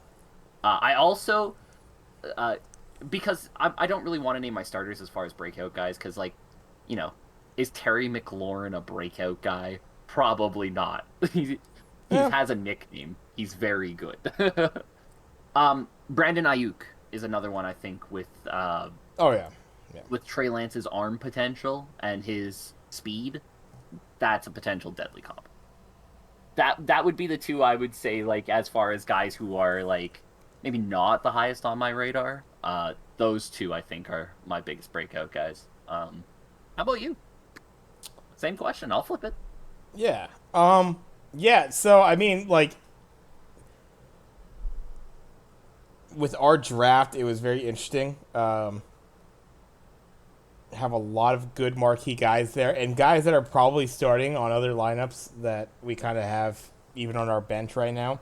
Some nice notable players as far as my wideouts are concerned, between a Jalen Waddle, Hunter Renfrow, Chris Godwin, but these are notable guys. These have been known. Yeah. My worry, kind of one of two. It's my starting running backs, and they were very early picks for me. They kind of just fell to me and I felt like it'd be wrong not to take him. Yeah. But You they're two mentioned them guys I earlier. did not want to take, really, because of their history and because of how I feel their teams are projected. They're going to be playing in week 1. And yes, that's Derrick Henry and Saquon Barkley, my 2 starting running backs. Potential for injury, obviously, there. Just in general, do they have enough offense and stuff around them to where they could make differences in the running game and they're not getting stacked in the box every play, basically. That's the worry right there. I will actually stay on my starters for my breakout player because we're going homer pick, and we're going because I think people think he's going to fall off this year a little bit, anyways. I've seen some rumors as far as numbers, production is concerned. Eli Mitchell, my boy, San Francisco, the truth. Eli Mitchell. Are you flexing Eli? I am flexing Eli right now. He is Okay. my flex right now. So he is technically starting for me. I'm leaving guys like Waddle, Ertz, Renfro, Godwin on the bench. We're riding with our boy, Eli Mitchell. Because I was like, are you not starting one of Saquon or No, I am. Henry then? They're starting. He is my, yeah. So you're flexing Eli's my Eli, flex. okay. But yeah, so he is technically a starter for me. He could easily be flexed out for a number of wide receivers. I have Cam Akers on my bench too. Glad I didn't start his ass. Nice 0-pointer. Woo! I felt good about that. I was like, I will pick up Cam Akers. Nah, I think I like Eli more week 1. And then that fucking happened last night. Oh, I felt good. I am the genius. Mana would have beat you. Mana would have caught you if you'd flex Cam Akers. I'm sorry. I have Cooper Kupp Cup on there. I did have Cooper Cup too. Like Cooper Cup put up a 31 point on that game. So he would have almost evened out. He would have brought it back up. But yeah, Cam Akers, he kind of stunk it up. I'm kind of worried, but at the same time, I think as the season goes on, I think Cam could potentially see some more work as that goes on. But doesn't really matter. I'm also, I would say, as far as breakout player, I did take a look at, we got a lot of talent as far as our free agency is concerned, and we're talking about, yeah. I think you brought up Chris Olave earlier. I think you had picked him up, right, and then dropped. I dropped him. I could totally see you picking him back up, something like that. Just like there's a lot of fun wide receiver pieces, some running back pieces that are still out there.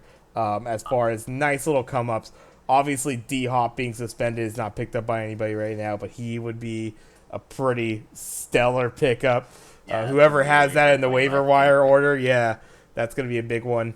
Tyler Lockett out there, Drake London as a rook, like that's going to be fun. So, a lot of potential out there. But I was going to stash Olave. That was my plan. And then when I realized Robert Woods went undrafted, yes, I decided that was the better stash for me as far as like a wide receiver who I think is going to have like a really solid year after some things happen. Yeah. He will not have a solid year with Ryan Tannehill. But when the inevitable axing of Tannehill comes, he'll be better. Yes, yeah. And yeah, we'll see as it shakes out. We'll definitely, as the season goes on, obviously, we'll be still going through. We'll be running the spreads and everything like that, giving our predictions. We'll probably also give some updates as far as our fantasy teams are going. There is a week not long from now. I believe it is next week, where we will be playing each other. Yes, and actually, we'll see after. In next week's episode of Sports Clichés, we'll have gone through a week, so we'll be able to kind of review how our fantasy teams have done as well after that first week of play. We don't play each other until week 8. Oh, okay. We don't. So yeah, we probably only play once in the season. We're in different divisions, so yeah. Yeah. So I think that covered it pretty well as far as the NFL is concerned.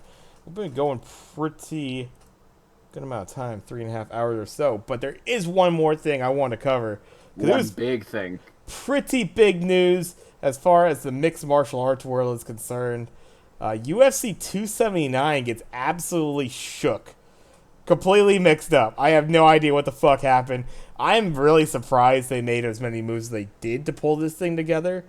But what do you think about the sudden change for good old our boy Nate Diaz, baby? All of a sudden, Asmat Chimaev yes, just shooting himself in the foot on this one. He was going to walk Nate Diaz probably. and fight for the title. Mm-hmm. That was the path. He was going to walk Nate Diaz and fight for the title. No offense to Nate Diaz. Yeah. Love Nate Diaz. He's on the older side. It's his last fight for a reason. He was going to get walked by Chimaev. Now, Khamzat Chimaev misses weight by 8 pounds. And all of a sudden, he manages to find himself in a much tougher fight. Kevin Holland was a tough out at middleweight for a while. Loses back-to-back fights to Derek Brunson and Marvin Vettori. Realizes, I'm a little bit small for middleweight, but I'm a little bit big for welterweight. Drops down to welterweight. Absolutely starches Alex Oliveira, notorious tough out. Submits Tim Means, notorious tough out. Yep. Now he comes into a fight with nothing to lose against Khamzat Chimaev, who's going to be overweight, whereas Kevin Holland's going to be at a much more comfortable spot for him. Kevin Holland's going to be in a place where he is very comfortable at. 178, 179? Hell yeah. That's half of a weight cut for me. Like, I'm good there. That fight becomes very interesting to me. I still think Chimaev wins it because I don't think we've seen a prospect as good as Khamzat Chimaev since Khabib Nurmagomedov. But he somehow shoots himself in the foot into a tougher fight, and Nate Diaz gets Tony Ferguson. Listen, I love Tony Ferguson. We all love Tony Ferguson. Boy, Tony Ferguson, his last few fights, has looked every bit of a 38-year-old who has been beaten down by time. Yeah. Like, you look at what Justin Gaethje did to him, obviously. The famous fight of his where Gaethje just beat him to the point where the referee's like, I refuse to let you get hit anymore, good sir. Even though you are standing, I do not care anymore. Yeah. And then Oliveira twisted him up like a pretzel. Dariush just made him look like he didn't belong in the same cage. And then Michael Chandler knocked his head off. Now you get to fight Nate Diaz, who's in his last fight. I think a little bit less wear and tear as far as battles go over the last few years. I think Nate Diaz probably ends up winning that because I just don't think Tony Ferguson has anything left in the tank. I hope it's both of their last fights, to be honest with you. Love both of these guys, but the road has been run. It'll be interesting.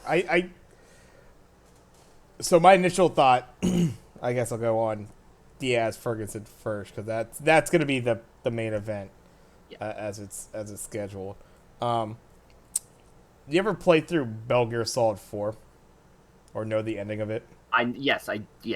So yeah. So this is Solid Snake Liquid at the very end of MGS4. They're old as shit, beat up as fuck. It won't be as dramatic, obviously, but like this is definitely the into the sunset sort of fight, right? And I can't really see it going any other way than Nate Diaz slapping around, just getting Ferguson, because, Ferguson's just a little bit too much wear on there. Diaz able to take this last fight. I still see Diaz probably fighting for another organization, if not even getting into potentially, you know how it's been. We've seen plenty of former MMA fighters that have some striking skills and get into these go box Jake Paul. Crazy ass boxing fights where they're making hella money. I could speaking of boxing, Jake Paul, Anderson Silva, good luck, buddy. Jesus Christ. I didn't want to bring that up, but like, I can see that being the route as far as like professional fighting, whatever is considered for him. But this is kind of a slap in the face right here as far as Chimaev is concerned. Like, how 7.5? Like, I agree, I understand. Like, I think the whole weight cut culture and that sort of thing that has surrounded MMA absolutely is a really dangerous game to play. You're really fucking with people's overall health in Yeah. in this thing, and it's simply so they could fight in divisions in which there'll be a bigger dude by the time fight comes around. They're 10 pounds over that weigh-in weight, Yeah. and they're actually able to perform. But it's just dangerous. It just has people just pushing their bodies to certain limits that they shouldn't have. That For anybody who hasn't seen it, there is a pretty famous episode of The Ultimate Fighter, which is the UFC's yeah, um, reality TV. reality TV show.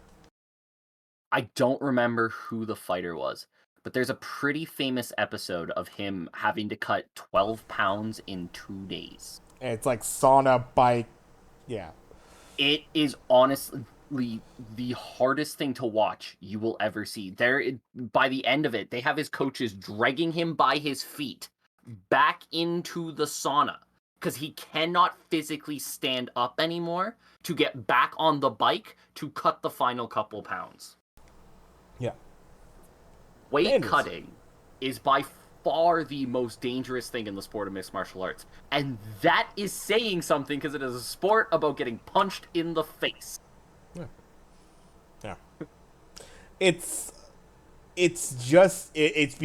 become such a thing now as far as it the way you regulate this is simply stretching out that weight as far as when they weigh in. Give Or them give a bigger breadth to this thing. or do what boxing did and just add more classes. There is Yeah. 15 pounds between middleweight and welterweight. You're telling me you can't sneak in a weight class there at like 177? No, but I mean, ultimately, it just comes. I mean, people are going to try to get as much advantage in the system as they can by cutting weight so that they fight at the lowest weight class possible, right? They're going to get the biggest advantage through that. That's kind I of how it's agree. gone.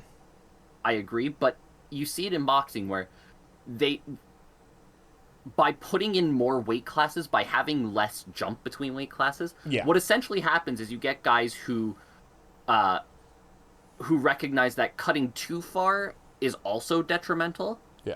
So the smaller weight classes jumps allow them to cut a little bit less and still gain the bulk advantage, right? Yeah. So instead of guys cutting from 185 down to 170 or God forbid 155, they go from 185 down to 177, right?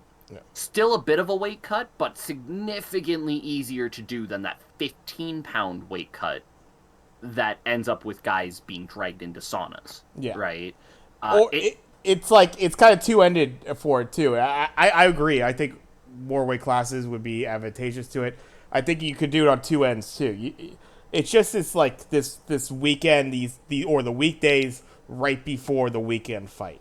I think that's small of it. So you either extend that distance so you have people fighting more their natural weight, and you try to even that out, or you do the day of weight. Basically, Yeah. you don't have that cut. They're literally weighing in right there, right before they're about to fight. And if they don't make it, you take some purse. Obviously you'd have to suspend, but that creates a lot of problems too, as far as whatever PR and that sort of thing you want to throw out there. And if you have a guy coming in like this, say if you had a situation like this where a guy's coming in 8 pounds, 7.5 pounds overweight, is it really fair to the other dude to make him fight him, even at a reduced, switched up purse, right? Yeah. It's still kind of fucked up. No, and I've thought about day of weigh-ins too as a potential solution. You wouldn't weigh in right before your fight, obviously. No. You'd weigh in like hours. 2-3 hours before the fight. The one thing that concerns me with that is the potential of guys who then instead of cutting weight and getting down to weight, guys who intentionally throw weight, right?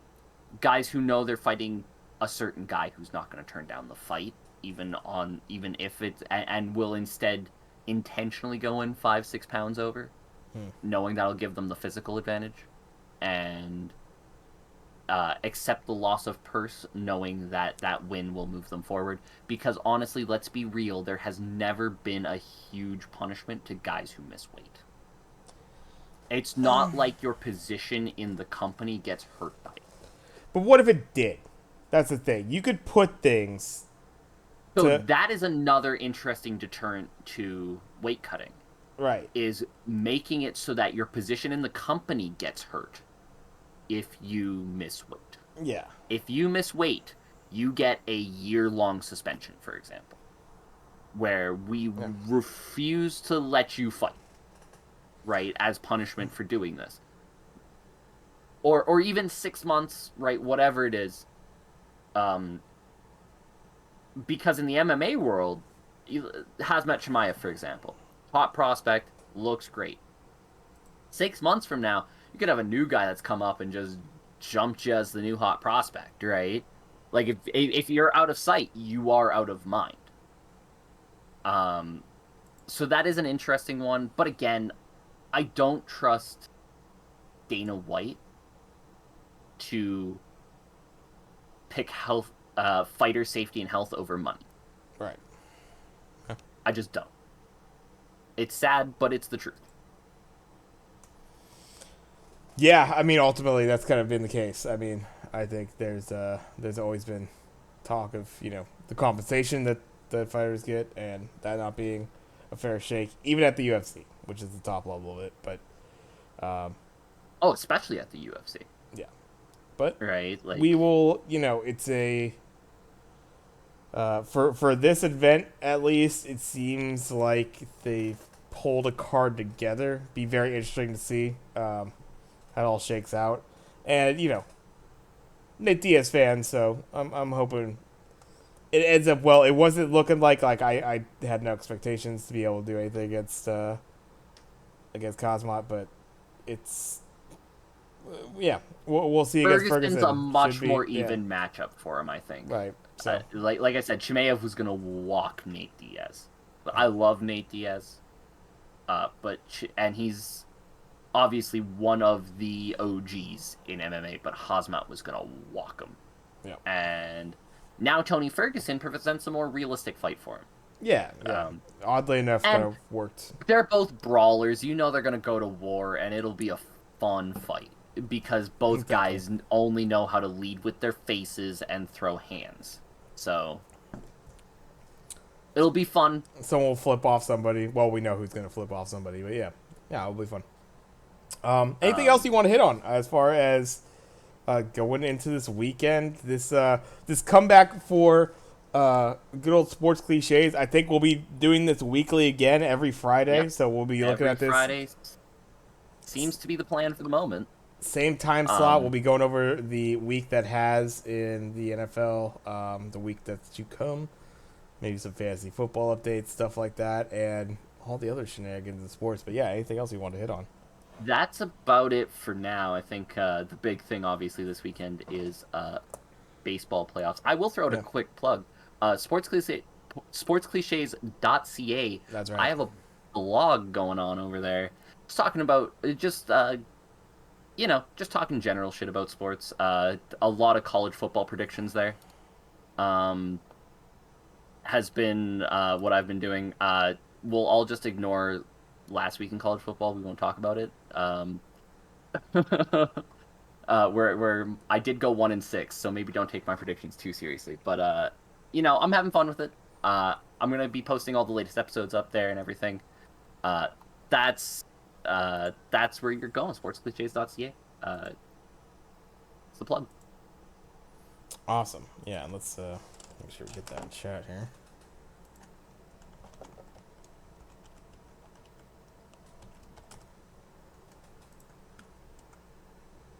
And yeah, absolutely. We've got some early coverage in the college football season. We'll see as get further along what we get out of Craig here. Hell, I might even dabble with a little bit of writing.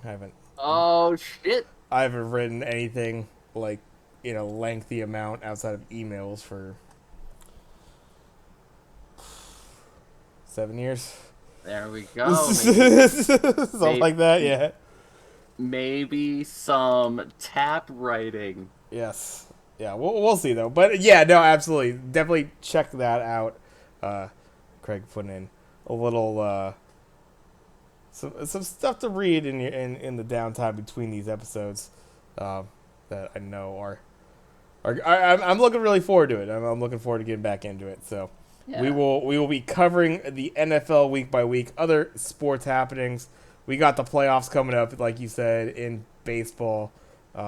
We got some off-season happenings, obviously, in the NHL world. Little things I've been seeing pop up in hockey. Oh yeah. Obviously, hoops as Baseball well. deciding that they're going to choose how you can play the game. And you can pretty much always be guaranteed, as we got UFC's boxing matches stuff coming up. We'll probably cover some of the Yep. fight world as well.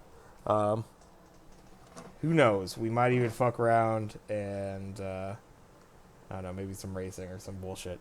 We'll see. Anyways, that's gonna do it, I believe, for us right here. This has been awesome. Thank you very much for joining us. I'm Jay. Oh, there we go. That's Craig. There we go. And yeah, we will see you next time. Deuces, everybody.